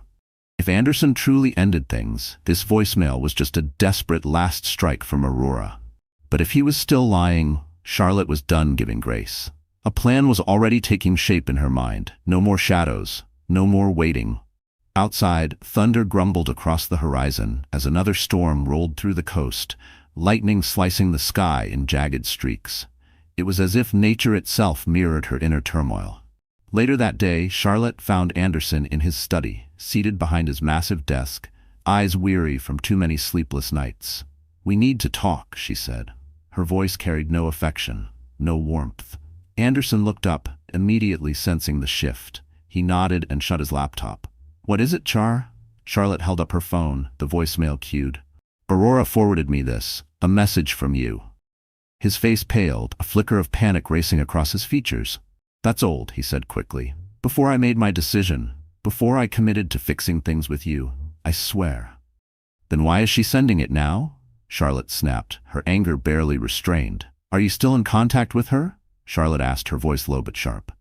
"No," Anderson replied quickly, firmly. "I told you I ended it. She won't leave me alone. She's upset." Charlotte wanted to believe him, wanted to grasp at hope, but trust had become a fragile, slippery thing in her life. Every word he spoke felt like it passed through a filter of doubt. She searched his eyes, looking for even the slightest twitch that might betray a lie. But all she saw was exhaustion, or guilt, or both. "I'm giving you one chance to prove it," she said, eyes locked on his. "Meet her face to face. Tell her, with me there, that she has no place in our lives. Maybe that's the only way she'll finally stop." Anderson hesitated. He could picture Aurora's face, the heartbreak, the pleading. But Charlotte was right. There would be no true peace unless the door was closed firmly, irrevocably. The thought of seeing Aurora again filled him with unease, not longing, not remorse, but fear of what she might still be capable of. "Fine," he said, exhaling. "But on one condition, you come with me. Let her hear it from both of us." Charlotte felt her pulse race at the thought of confronting the woman who had unraveled her world. But maybe this confrontation would offer closure. Maybe it was the only way forward. "All right," she agreed quietly. "We'll do it together." That evening, the meeting was set at a discreet lounge inside a boutique hotel downtown. Rain hammered the windows, the sky outside smeared with thunderclouds. Inside, the lighting was low, the mood tense. Aurora arrived first, seated in a dim corner, nursing a glass of red wine. Her elegance remained untouched, but there was a sharp edge in her gaze. Charlotte and Anderson entered moments later, shoulder to shoulder, but with a distance between them that spoke volumes. Anderson sat down across from Aurora, Charlotte beside him. His voice was clipped. "Aurora, this needs to end. We're done. I'm choosing my family." Aurora blinked slowly, as if processing a deep bruise. She set down her wine glass with care. "Are you sure, Anderson? After everything we've shared?" Charlotte didn't flinch, her arms crossed, tone hard. "He's sure. We both are." The lounge was nearly empty, the silence between them thick. Aurora took a sharp breath, her composure cracking just slightly. Her fingers fidgeted with the stem of her glass, and a shadow crossed her face, one that flickered between hurt, disbelief, and something far colder. "Fine," she said, "but I didn't come here to beg." She leaned forward, her emerald eyes narrowing. "I came to warn you." Charlotte stiffened. "Warn us about what?" Aurora's voice was calm, almost eerily so. Anderson didn't just whisper sweet nothings. He made promises, business deals. He gave me inside information, in writing. If I chose to, I could ruin him, and your precious Van Duran name, with one email. The room seemed to shrink around them, every word falling like a heavy stone. Anderson paled. "Aurora, you wouldn't—" She gave a bitter smile. "Don't corner a wounded animal, darling. You never know how vicious it might get." A flash of lightning lit up the windows, followed by a clap of thunder that shook the crystal chandelier above them. Charlotte stared at the woman across from her. In that moment, the illusion of control evaporated. The chaos was only beginning. The next morning arrived cloaked in a gray fog, and with it, a new and jarring sense of urgency. Charlotte woke early, a tight knot of anxiety winding around her chest. She paced the long corridors of the Van Duran estate, thoughts racing with terrifying clarity. If Aurora decided to go public with her threats, it wouldn't just be Anderson's reputation that crumbled. Their entire legacy could unravel. She imagined the headlines, the whispers, the scrutiny. Their child would be born into chaos, the Van Duran name dragged through scandal. Every gala, every charitable initiative, every news clip where Anderson stood as the image of success and integrity, wiped away by a single revelation. But deeper than image and status, Charlotte feared for Anderson's mental state. For all his bravado, he had built his empire on high-stakes deals and control. If it all came crashing down, would he survive it? Meanwhile, Anderson was in full-blown crisis mode. He paced his study, barking orders into his phone, calling attorneys, business partners, even old political allies, anything to stay ahead of the threat. Yet not once did he meet Charlotte's eyes. The shame of his betrayal and the looming fallout weighed on him like a stone he could no longer carry. Then came the knock. Firm, unforgiving. The butler returned moments later with a sealed envelope addressed to Anderson. Inside were printed documents, evidence of insider trading and dubious real estate dealings, and worst of all, Aurora's name scattered across key contracts and communications. A handwritten note in looping cursive rested on top. Decide how this ends, A. Anderson sank into a leather armchair, the color draining from his face. She's not bluffing, he whispered. I gave her access to the deals. She has everything. Charlotte felt her heart thud painfully. Why, Anderson? Why would you risk everything? He looked up at her, eyes hollow. Because I thought I was invincible. I got caught up in the thrill, the secrecy, the power. I didn't think it would ever catch up with me. Charlotte steadied herself against a wave of dizziness. She clutched her belly, the baby kicking gently inside, as if reminding her that time was running out. We can't let her blackmail us. We go to the authorities. We face this. But before Anderson could respond, Charlotte gasped, a sharp, unmistakable pain shooting through her abdomen. Her face contorted in agony as her hands flew to her stomach. My water just broke, she managed to say through clenched teeth. It's time. All else, Aurora, the threats, the crumbling empire, vanished from Anderson's mind. He leapt to her side, shouting for the driver, lifting her into his arms as fear and urgency overtook him. Within minutes, they were racing toward the hospital. They were racing to the hospital. The tension of the Van Duran estate faded into the background, replaced by a deeper fear, one rooted in uncertainty over Charlotte's health and their baby's safe arrival. Yet as the rain streaked the windows and the city lights blurred past, one thought pulsed relentlessly through Charlotte's mind. Aurora's threat was still out there, like a shadow she couldn't outrun. Not even the miracle of birth could silence the looming chaos. She clung tightly to Anderson's hand, uncertain whether this child's birth would mend what was broken, or finally, irreversibly, sever them. The drive to Westbridge Hills Medical Center felt surreal. Every pothole sent a jolt through Charlotte's core as her contractions intensified, sharp, swift, relentless. Anderson gripped the wheel with white-knuckled urgency, his focus singular. The betrayals, the blackmail, the fragile business empire all faded behind the immediacy of becoming a father. When they arrived, hospital staff rushed to action. A nurse wheeled Charlotte into a private birthing suite, while Anderson stayed close, one hand on her shoulder, the other clutching her overnight bag. The harsh brightness of hospital lights, the rhythmic beeping of monitors, and the gentle murmur of medical staff created an atmosphere both clinical and electric with anticipation. Monitors picked up the baby's heartbeat, steady and strong. In the middle of their unraveling world, life pulsed with defiant steadiness. Anderson never left Charlotte's side. He wiped the sweat from her brow and whispered reassurances through clenched teeth and guilt-laced breath. I'm sorry, he whispered, his voice almost inaudible over the hum of machines. I'm sorry for everything. Charlotte met his gaze, searching his face for sincerity. Despite the rawness of her pain, she gave a brief nod. It wasn't forgiveness, not yet, but it was something. Let's just get through this, she said through tight breaths. and so began the longest hours of their lives. Each contraction was a tidal wave, Charlotte's breathing uneven as she fought to stay focused.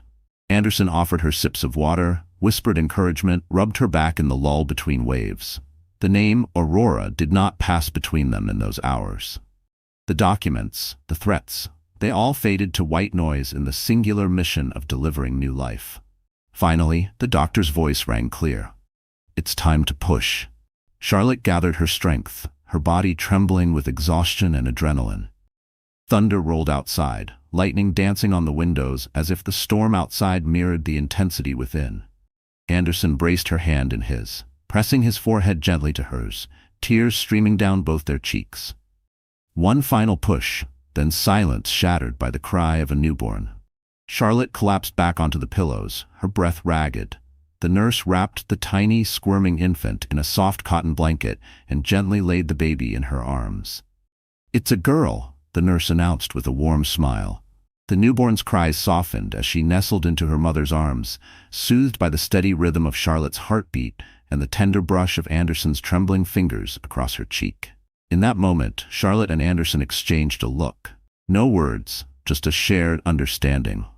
Despite the wreckage of betrayal, lies, and mistrust, they had created something pure, something worth protecting.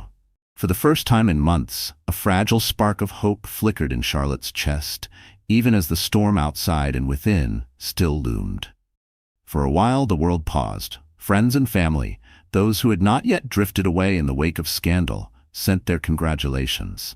The hospital staff commented on the baby's strong health. She slept peacefully in a bassinet beside Charlotte's bed, while Anderson sat nearby, watching them both with quiet awe. It was as if, in his daughter's face, he had glimpsed something he hadn't seen in a long time. Redemption. But reality never waited long. On the second day of Charlotte's hospital stay, Anderson stepped out to take a call from his attorney. The voice on the other end was grim. Aurora had sent copies of the incriminating documents to multiple media outlets. They were scheduled to go live unless Anderson agreed to her demands. A large cash payout, enough to guarantee her freedom from consequence, and a public statement that exonerated her while casting doubt on his integrity. The walls pressed in. Anderson could meet her terms, but it would all but confirm the rumors. His liquidity would be drained at a critical juncture, jeopardizing his Charleston development deal. If he resisted, formal charges for insider trading could follow. Either way, he was cornered. When he returned to Charlotte's room, she was holding the baby in her arms, softly humming a lullaby. He paused, heart clenching at the sight of them. For a moment he hesitated, but then guilt pushed him forward. He confessed everything. The blackmail, the documents, the threats. Charlotte's eyes widened in disbelief, followed quickly by cold fury. But when she looked down at her daughter, sleeping so peacefully despite the chaos, something shifted. "We can't let her tear this family apart," she said, her voice low and determined. "You need to fight back. But do it right." Anderson nodded, his voice tight with emotion. "I don't know how. Legally, she has the upper hand." Charlotte narrowed her eyes. "Then we find something on her. Proof she manipulated you. Something that shows she's not some innocent bystander." A glimmer of hope sparked in Anderson's mind. Aurora had once bragged about bending the rules in her art curation deals. Claims of forged documentation, smuggled pieces, deals inked in shadows. If even one of those stories was true, it was a dangerous road, but desperate times called for desperate measures. Anderson picked up his phone and called Daniel Remington, an old associate from his early real estate ventures. Daniel, a tech-savvy investor with a long memory and a flexible moral compass, owed him a favor. One that Anderson hoped could finally tilt the odds in their favor. Daniel was known for operating in the mist between legal and illicit, always ready to do whatever it took. Anderson hated that he needed someone like that, but the alternative was destroy their future. They met in a dimly lit parking garage beneath a downtown high-rise, like a scene straight out of a spy novel. Rain dripped from overhead pipes, pooling on cracked concrete under the flickering fluorescent lights. "You're really in deep this time, Van Duran," Daniel said, leaning against a concrete pillar. Anderson exhaled, tension etched in his posture. "I need to protect my family. I screwed up. Help me fix it." Daniel nodded slowly, a crooked smile forming. I'll do what I can. Start with her info. Phone, email, social media. If there's leverage, I'll find it. Anderson handed over a folded scrap of paper with Aurora's contact details. Don't push her too hard. I don't want her to snap. Daniel's eyes gleamed. Understood. Back at the estate, Charlotte sat in the nursery rocking their daughter, Elizabeth Grace Van Duran. The tiny bundle nestled in her arms, each yawn and coo a reminder of everything she was fighting to protect. A life untouched by scandal, full of promise and peace. Anderson paced outside, phone pressed to his ear until Daniel finally called. I found something, Daniel began. Aurora's been linked to a private collector overseas, suspicions of forged documents and unpaid artifacts. We've got a direction to threaten her, but I'll need hard proof to push it. Relief washed over Anderson, but it tasted bitter. Still, he replied, draft a statement. Frame it like this. If you release anything about me, I'll take steps based on these findings. Let's test the waters. An uneasy truce settled over their home. Days passed without new headlines, blackmail messages, or public leaks. Slowly, Charlotte's focus began to shift from crisis to motherhood. She let herself daydream about a smaller house, a quieter life, maybe even somewhere far from Beacon Hill. One afternoon, Charlotte rocked Elizabeth in the living room while Anderson scrolled anxiously through his email inbox. The dim sunlight filtered through the curtains, but their world still held a tense undercurrent, hope tempered by the knowledge. Real peace would be not a negotiated pause, but a hard-won victory. Suddenly, Anderson's phone buzzed. A message from Aurora flashed across the screen. You think you've outsmarted me? I'm not giving up that easily. Let's negotiate. He glanced at Charlotte. She met his gaze and gave a small nod. Silent approval for him to manage the situation, but to proceed with caution. Anderson responded quickly, typing, We both have damaging information. Let's end this without mutual destruction. What do you want? The seconds stretched into what felt like minutes before Aurora replied, A sum of money, enough to cover my damages and lost opportunities. Once I have it, I disappear. No more threats. Anderson's jaw clenched as bile rose in his throat. He typed back, Where and when? Her reply came swiftly, a trendy cafe downtown, the following afternoon. Anderson's thoughts raced. A public place minimized physical risk, but introduced the danger of witnesses and exposure.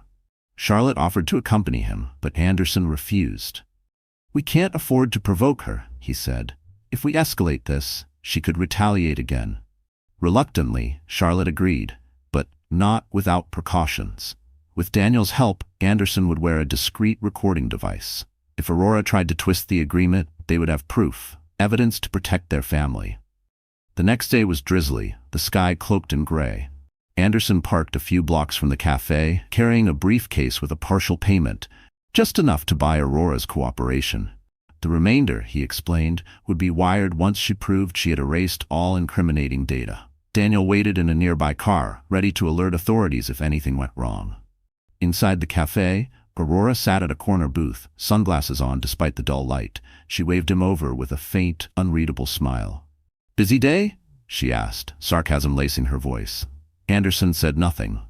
He set the briefcase down between them. Here's your partial payment. You'll get the rest when you provide evidence that every file has been deleted and every statement retracted. Aurora removed her sunglasses. Her eyes were bloodshot, a clear sign of sleepless nights.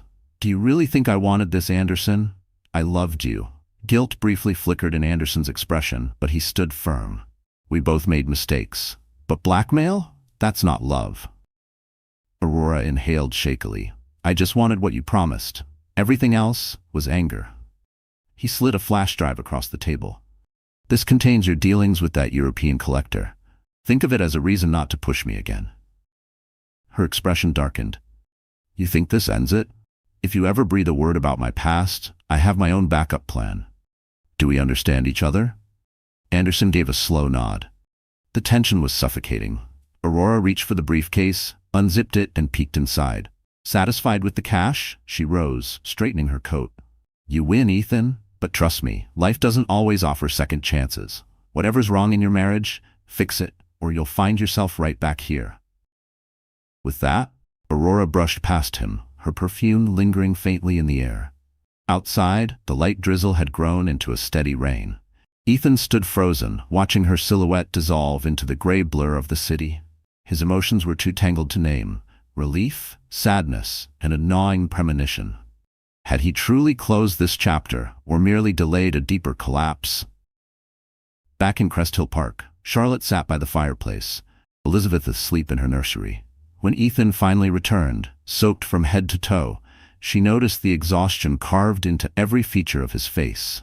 Without a word, he dropped onto the sofa beside her. The fire crackled, casting shifting shadows on the walls, mirroring the storm that still lingered within them. "It's done," he said softly. "She's backing off." Charlotte studied his face. "And the evidence? She'll destroy it?" He nodded, but there was the faintest hesitation. "That's what she agreed to." Reaching out, he took her hand, his voice rough with emotion. "Charlotte, I know I've hurt you terribly. I know sorry doesn't fix everything, but I want to try. For Elizabeth, for us, I swear I'm done with the lies." She held his gaze, searching for truth beneath his weariness. After a long silence, she spoke, calm but firm. "Then we try, but not like before. We go to therapy, rebuild trust one day at a time. I'm never going back to how things were. Our daughter deserves better." Ethan nodded with conviction. "She does. We all do." In the weeks that followed, life assumed a different rhythm. Slower, cautious, but not without flickers of healing. The scandal never went public. The media latched onto other stories, and Ethan's attorneys resolved the legal threats quietly behind closed doors. The Crestwood Heights deal survived, though with reduced margins. Ethan pulled back on his empire building, realizing at last that the illusions and the double life had nearly cost him everything. Charlotte immersed herself in motherhood, growing closer to Elizabeth by the day in the nursery she had lovingly prepared. She picked up poetry again, her words a quiet sanctuary for the grief and growth she'd endured. Slowly, the Hawthorne home changed. No longer a battlefield, but a place where forgiveness had a chance to grow. They reflected often on the lowest moments, the forgotten birthday that began it all, the confrontation at the mansion, the heartbreak that nearly split them forever. And yet, it was through sheer will and the quiet joy of their daughter's laughter that they kept going. A fragile peace hovered over them, delicate, but real. For Charlotte, each sunrise was a new decision: to trust Ethan, to trust herself, to believe in the future they were shaping. For Ethan, every time he kissed Elizabeth's forehead, he remembered the vow he had nearly destroyed, and the family he was still fighting to keep. "Let's make this work," Charlotte would whisper, watching their daughter sleep. "Yes," Ethan would reply, voice thick with resolve. "Let's make it work." And in that quiet agreement, day by day, they chose one another again, held together not by perfection, but by the precious gift of the life they had almost lost. So the story has finally come to an end. And now, our dear friends, you're still here, aren't you? If you've stayed with us until this moment, then something about this story must have stirred your heart in a deep, quiet way. And now, together, let's take a moment to reflect, just you and me. This story reminds us that healing is never a straight path. It's full of setbacks, quiet courage, and difficult choices. Charlotte's journey was not just about betrayal. It was about reclaiming her voice, standing tall in uncertainty, and protecting what matters most. As Marcus Aurelius once said, "The impediment to action advances action. What stands in the way becomes the way."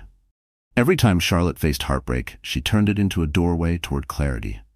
This is the essence of Stoicism, not resisting pain, but allowing it to shape you into someone wiser, more resilient. Anderson's fall and attempted redemption remind us that real change is rarely dramatic. It's found in the mundane, in showing up again and again for the people we love. And sometimes it's not about being perfect. It's about being present. If this story has touched you, even a little, share it with someone who might need it today. Maybe they're walking through their own storm. Maybe they're looking for a quiet voice that says, "You're not alone." And if you believe in stories that heal and hold mirrors to our lives, hit that like button, subscribe, and join this little corner of the internet where we explore not just what happens, but what it means. Because in the end, we all want the same thing. Not a perfect life, but one where we're seen, heard, and loved through the mess. And hey, thank you for staying until now. That already says something beautiful about your heart.